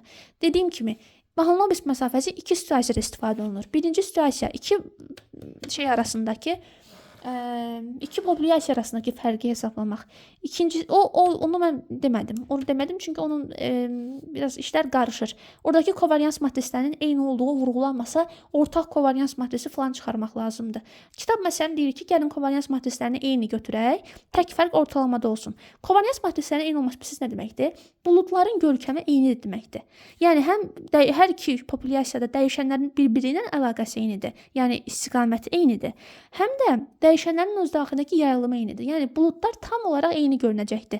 Sadəcə ortalamalar fərqlidir. Məsələn, biri burada durursa, bu yuxarı tərəfdə duracaqdır. Və onlar arasındakı fərqi hesablamaq üçün Mahalanobis məsafəsini istifadə edəcəkdir. O fərq formulunu yazımmı? Bax, iki məsafə mən necə bir qayda öyrənmişəm. İki populyasiyanın bir-birinə nə qədər oxşar olduğunu tapmaq üçün Mahalanobis məsafəsinin kvadratı belə hesablanır. μ1 minus μ2, yəni ortalamaların fərqləri, deyək ki, ortalamaları fərqli olsun. Transpozu vurulsun kovarians matrisinin tərsi. Nəyin kovarians matrisi? İkisinin də eyni olduğuna görə elə eyni götürmüş olduq. Vurulsun, yenə vurulsun, buradan yazıram, μ1 minus μ2. Bax belə, bu olur iki populyasiya arasındakı Mahalanobis məsafəsi. Amma siz zaten formullara takılmayın. Formullar heç kəs bizə durub deməyəcək, populyasiyanın Mahalanobis məsafəsini hesabla falan, belə şey deməyəcəklər. Biz sadəcə interpret eləməliyik, yəni savadlı olmalıyıq da ki, nə demək istəyir? Mahalanobis məsafəsi nəyə ölçülür, nə vaxt istifadə olunur, nə demək olur, necə şərh olunur, niyə istifadə olunur, niyə Evklid yerinə, niyə Evklid varkən Mahalanobis məsafəsinə ehtiyac duyublar? Belə suallar verməyə çalışın. Məsələn, bu formuldur. Bu formulu gedin internetin tapın yerinə qoyun da, yəni boş verin. Kitabda məsələn başqa formul yazıb. Kitabdakı formulda yəqin ki düzdür. Yəni səhv eləməz ki, Simon Hakim formulda. Sadəcə o formuldan biraz məsafə mənfi çıxır. Məsafənin mənfi çıxması da onun tam olaraq məsafə olmadığı anlamına gəlir. Yəni tapdığımız şey tam olaraq məsafə kimi interpret olunmamalıdır. Elə bir anlama gəlir. O da biraz işləri qarışdırır deyə mən getdim araşdırdım, belə bir formul gördüm. Deməli iki populyasiya arasındakı Mahalanobis məsafəsi populyasiyaların tam olaraq görünümü paylanması eynidirsə, yəni kovarians matrisi eynidirsə, sadəcə ortalamalar fərqlidirsə belə hesablanır. Amma təzə input gəlib. Bu input filan populyasiyadan nə qədər fərqlidir deyirsə, bu formul. Hansı ki, bu formul sizin ən çox görəcəyiniz, Liboy browserə yazsaz Mahalanobis məsafəsi görəcəyiniz formuldur. İstənilən bir şeydə ilk gözünüzün qabağına bu çıxacaq. Təzə input müqayisə olunacaq populyasiya. Populyasiyanın kovarians matrisi. Populyasiyanın dəyişənlərinin kovarians matrisi. Bunu yerinə qoyub hesablayırsınız Mahalanobis məsafəsinin kvadratını. Həmin o tapdığınız ədəd nə qədər kiçikdirsə, deməli sizin bu təzə gələn inputunuz bu populyasiyaya o qədər yaxındır. İndi sizə biraz daha maraqlı bir şey göstərim. İndi sizə bayaq göstərdiyim nə idi? Evklid məsafəsi ilə Mahalanobis məsafəsinin çox fərqli olduğu hal idi. Həmin hal niyə görə yarandı? Çünki Mahalanobis məsafəsi yayılmadan xəbəri var, amma Evklid məsafəsinin xəbəri yox idi. İndi sizə bir dənə maraqlı hal göstərim. Bəs nədir? Nə demək istəyirəm? Yenə də Mahalanobis məsafəsinin nə qədər önəmli olduğunu göstərmənin bir yolu daha. Bax, buraya yazacağım göz böyüklüyü yenə də. Çox dəhlisiz şeylər seçmişəm, dəyişənlər. Amma məsələn, ən çox nə çəkirlər? İnsanların boyu, kilosu məsəl üçün. Mənimki biraz qəribə olub, nəysə. Göz böyüklüyü və qulaq uzunluğu tutaq ki, belə iki dənə dəyişən. Bu iki dəyişənin yenə də paylanması var, belə tutaq ki. İndi gəlin belə bir şey göstərim sizə. Tutaq ki, əlimizə 2 dənə input gəlir. Bu input buradadır. Yeri Evklid fəzasında bura düşür. Bir inputunki də yeri bura düşür. Tutaq ki, bu şeydə normal paylanıb, ortalaması gəlib bura düşür. Tutaq ki, və təsadüfən bunun Bunun bu nöqtəyə qədərki məsafəsi də tutaq ki 2.7 çıxıb. Bunun bu nöqtəyə qədər məsafəsi də 2.7 çıxıb. Bunun bu nöqtəyə qədər məsafəsi falan deyirəmsə, söhbət nədən gedir? Evklid məsafəsindən. Bax, buna bir nöqtə kimi baxdım, deməli, qıraq bucağına baxmadım.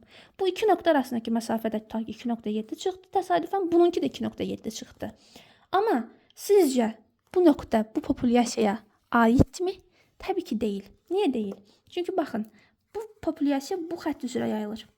Ay, ruçkam qutarır. Bu da qutardı deyəsən. Hə, qutarır. Nəysə, bu populyasiya bax, bu xətt üzrə yayılır. Və bu təzə gələn inputda varians falan nəzərə alsanız, bu populyasiyanın üzərindədir, yayılmış istiqamətindədir. Görürsünüz, bu buludun daxilindədir. Görürsünüz? Amma bu heç buna daxili yoxdur. Bu çox uzaqdır. Ortalamadan xətti məsafə, Evklid məsafəsi çox yaxındır. Bundan yaxındır hətta, bundan eynidir. Amma bu heç bunun yayılmış istiqaməti üstündə durmur. Bu durur, bu durmur. Deməli, mən belə situasiyalarda bir inputla bir populyasiyanı müqayisə etməyə çalışsam və bu zaman Evklid məsafəsi istifadə etsəm, mən səhv cavab tapacağam. Tutaq ki, bunun oxşarlığını müqayisə etmək üçün Evklid məsafəsi istifadə etsəm və cavabı 2.7 tapsam, deyərəm ki, ay nə yaxşı, yaxındır. Buna yaxındır. Və nə edərəm? Götürüb deyərəm ki, bu bunun nümunəsidir. Yəni bu input bu populyasiyaya oxşardır. Elə deyərəm. Tutaq ki, bu pişikdirsə, bu şəkillər pişik şəkillərdirsə, deyərəm bu da pişik şəklidir. Amma elə deyil. Axı burada yayılmada fərq var. Bunun gözünün böyüklüyü və qulağının uzunluğu arasındakı proporsiya bunlara uyğun deyil axı. Amma buna baxın, bunun Evklid məsafəsi də yaxın çıxıb, Mahalanobis məsafəsi də yaxın çıxıb. Zaten yəni input vektoru populyasiyaya oxşarsa Evkliddə, Mahalanobisdə az çıxacaq da. Niyə görə Evklid az çıxıb? Məsafə azdır deyə. Riyazi olaraq məsafə bunda da azdır. Ona görə eyni çıxdı və az çıxdı. Eyni çıxması heç az çıxdı. Amma Mahalanobis məsafəsi bunun yayılma istiqamətində olduğunu da nəzərə alıb deyə daha az çıxarır.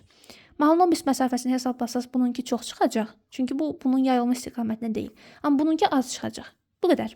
Başa düşdünüz Mahalanobisin önəmini, Evkliddən fərqini. Ümid edirəm ki, tam bunu başa sala bildim. Yəni hələ ki zaten giriş səviyyəli. Hələ biz bunları çox daha ətraflı tətbiqini görəcəyik. Amma hələ ki anlamağa çalışın ki, Mahalanobis məsafəsi necə bir oxşarlıq ölçüsüdür, nəyə istifadə olunur. Və bir dənə də son bir şey deyim. Xüsusi hal var. Bu kovarians matrisi identity matrix ola bilər. Xüsusi halda. Identity matrix i hərfi ilə işarə olunur. 2-2 halda 2 dənə dəyişəniniz var deyə identity matrix belə yazılır. Bax 1 0 0 1. Belə bir matrix olsa bizim kovarians matriksimiz, bu necə şərh olunur? Kovariansları sıfırdır. Yəni bu iki dəyişən arasında heç bir əlaqə yoxdur. Deməli istiqamət bizi burada narahat eləmir. Və hərəsinin öz daxilindəki variansı da 1-dir. Yəni eyni formada yayılır.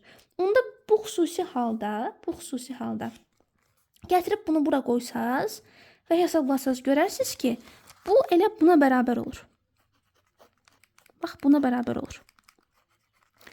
Həqiqətən də yerinə ədəd qoyub hesablasaz, əslində göstərə bilərəm bunu sizə. Identity matrixin tərsi də identity matrixdir bu arada. İndi tutaq ki, x ilə m-nin fərqi, bayaq kimi istifadə edək. X ilə m-nin fərqi bayaq çıxmışdı. 1-7 vektoru. 1-7 vektorunun transpozu belə olur. Bunu vursanız siz identity matrixə, bax, yəni xüsusi hal. Əgər kovarians matriksi identity matrix olarsa, onu da vursanız siz x ilə m-nin özünün fərqinə buna vursanız necə olar? Birinci növbədə bunu vurarsınız. Bunları vursaz nə alınır? 1-in 2-yə vektoru, 2-in 2-yə matrisə vursaz, 1-in 2-yə nədir? Vektor alınır. 1-i 1-ə vurursunuz, 1. Bir dəqiqə. 1-in 2-yə vektor. Bax belə. Üfüqi. 1. Və 7. Bax, 1-7-ni buna vurursunuz. Sonra da 1-7-ni buna vurursunuz. Bu zamanda alınır 7. 1-7 alındı. Bax, görürsünüz. Yəni bir vektoru identity matrixə vuranda özü alınır. Yadınızda keçən dəfələrdə də identity operator demişdim. 1-ə vurmaq özü alınırdı. Eyni məntiqdir, sadəcə matrix versiyası. 1-7, bunu da vurursunuz 1-7-yə təzədən, yəni bu tərəfinə hərəkət edirəm, tətbiq edirəm. 1-1-ə vurursunuz 1, 7-ni 7-yə vurursunuz 49, cavabımız 50. Bəs bu nədir? Bu nədir? Bu vektorun özü ilə skaler asilidir. Düzdürmü? Özü ilə skalar hasilidir. Elə bilin ki, ortada heç nə yoxdur. Yəni kovarians matrisinin xüsusi halda identity matrixə bərabər olması sanki ortada heç nə yox imiş kimi belə bir forma alır. Bu forma nədir bəs? Bu forma x minus mü-nün özü ilə skalar hasilidir. Başqa sözlə desək, x minus mü-nün uzunluğunun kvadratıdır. Bəs bu nə idi? Bu da Evklid məsafəsinin kvadratı idi. Düzdürmü? Evklid məsafəsinin kvadratı idi. D Evklid. Bunun kvadratı idi. Amma başda mən Mahalanobis məsafəsi deyərək gəlmişdim. Deməli, xüsusi halda kovarians matriksi identity matrixə bərabər olarsa, mənim Mahalanobis məsafəm ilə Evklid məsafəmə bərabər olur. Kovarians matriksi identity matrixə bərabər olanda bu ikisi bərabər olur. Riyazi olaraq fərqi yoxdur, hansını istifadə edirsiniz. Bu qədər. Ümid edirəm ki, başa sala bildim. Deməli, biz qayda 1-dən danışdıq. Əslində bizim qayda 2 var. Qayda 3 var, qayda 4 var. Amma mən onlardan danışsam söhbət çox uzanacaq. Ona görə onlardan ayrı videoda danışacağım. Onlar asandır. Qayda 1 əsas biraz uzundur, çünki qayda 1-in içində riyazi əsaslar var. Deməli, qayda 1 nə deyir? Qayda 1 deyir ki, bir şəbəkəyə eyni deyirəm. Bir şəbəkəyə oxşar siniflərdən, belə deyim, bir şəbəkəyə eyni sinifdən oxşar nümunələr çəkilibsə, eyni sinifdən çəkiliblərsə, deməli oxşar olacaqlar. Çəkilibsə, bu şəbəkə daxilində bu nümunələr yenə də oxşar reprezent olunmalıdırlar və ən sonunda da oxşar nümunələr eyni sinifə qoyulmalıdır. Klassifikasiya problemi və ya clusteringdirsə, eyni sinifə gəlib düşməlidirlər. Bu qayda 1-in dediyi şeydir. Knowledge representation'ın 4 əsas qaydası var. Birincinin dediyi şey budur ki, eyni sinifdən çəkmişəmsə nümunə və şəbəkəyə vermişəmsə ki, al bunları sinifləndir, o gətirib bunları eyni sinifə qoymalıdır. Bunu bacarmalıdır. Normal, düzgün işləyən bir şəbəkə. Və yeri gəlmişkən də oxşarlıq ölçülərindən danışdıq. Əsas 3 dənəsini danışdıq. Evklid məsafəsi, dot product və Mahalanobis məsafəsi. Evklid məsafəsi çox ilkəldir. Sadəcə 2 vektor bir-birindən nə qədər uzaqdır onu ölçür. Dot product Evklid məsafəsi ilə tərs əlaqəlidir. Evklid məsafəsi nə qədər az olsa o qədər oxşardırlar. Çünki məsafət də nə qədər az olsa o qədər yaxşı.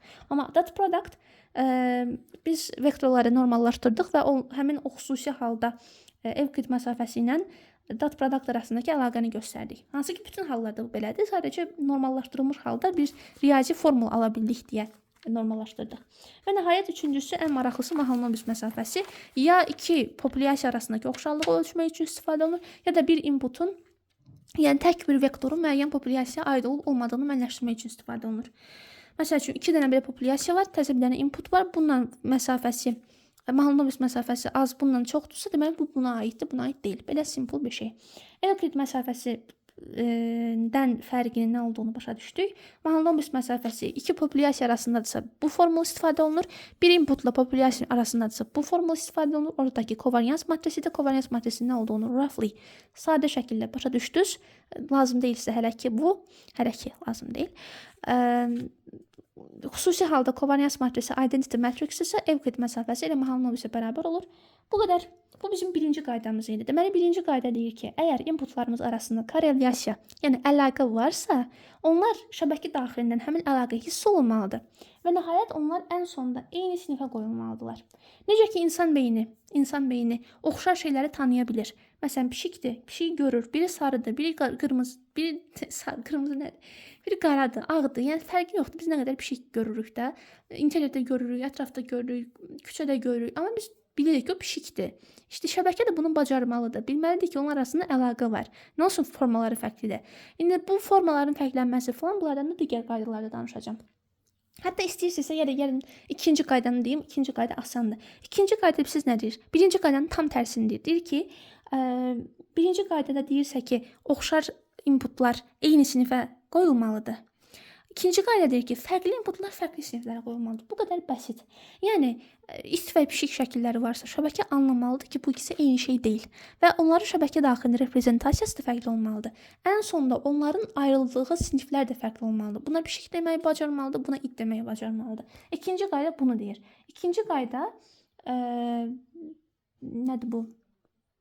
Birinci qaydanın tam tərsini deyir. Birinci qaydaya görə oxşar siniflərdən, eyni sinifdən 2 nümunə çəksəm, bu nümunələrin Evklid məsafəsi az olacaq və şəbəkə bunu bilməlidir və onları eyni sinifə qoymalıdır. Amma fərqli nümunələri, fərqli siniflərdən fərqli nümunələr çəksəm, onların Evklid məsafəsi böyük olacaq və ona görə onlar fərqli siniflərdə olmalıdır. Riyazi olaraq da belə bir şey deməyə çalışır. Bu qədər. İndi biz 3 və 4-cü qaydalar bir-biri ilə əlaqəlidir. Ona görə də onlardan gəlin dərs danışarıq. Və son olaraq da ümumiyyətlə şəbəkə dizaynına prior knowledge-in daxil edilməsini danışacağıq. Bu qədər. Ümid edirəm ki, faydalı oldu. Ümid edirəm ki, müəyyən qədər də olsa, giriş səviyyəli də olsa anlayışınız oldu məsafə ölçütləri ilə bağlı. Daha biz əslində daha dərin danışmalıyıq. Yəni norm nədir, onu bilməliyik. Malum məsafəsini daha ətraflı başa düşməliyik. Yəni tam olaraq onu mən açıqlaya bilmirəm. Biz hələ ki varians planı nədir bilmədiyimizə görə. Amma hələ ki bu qədər məlumat məncə bəs olar. Bu qədər izlədiyiniz üçün çox sağ olun.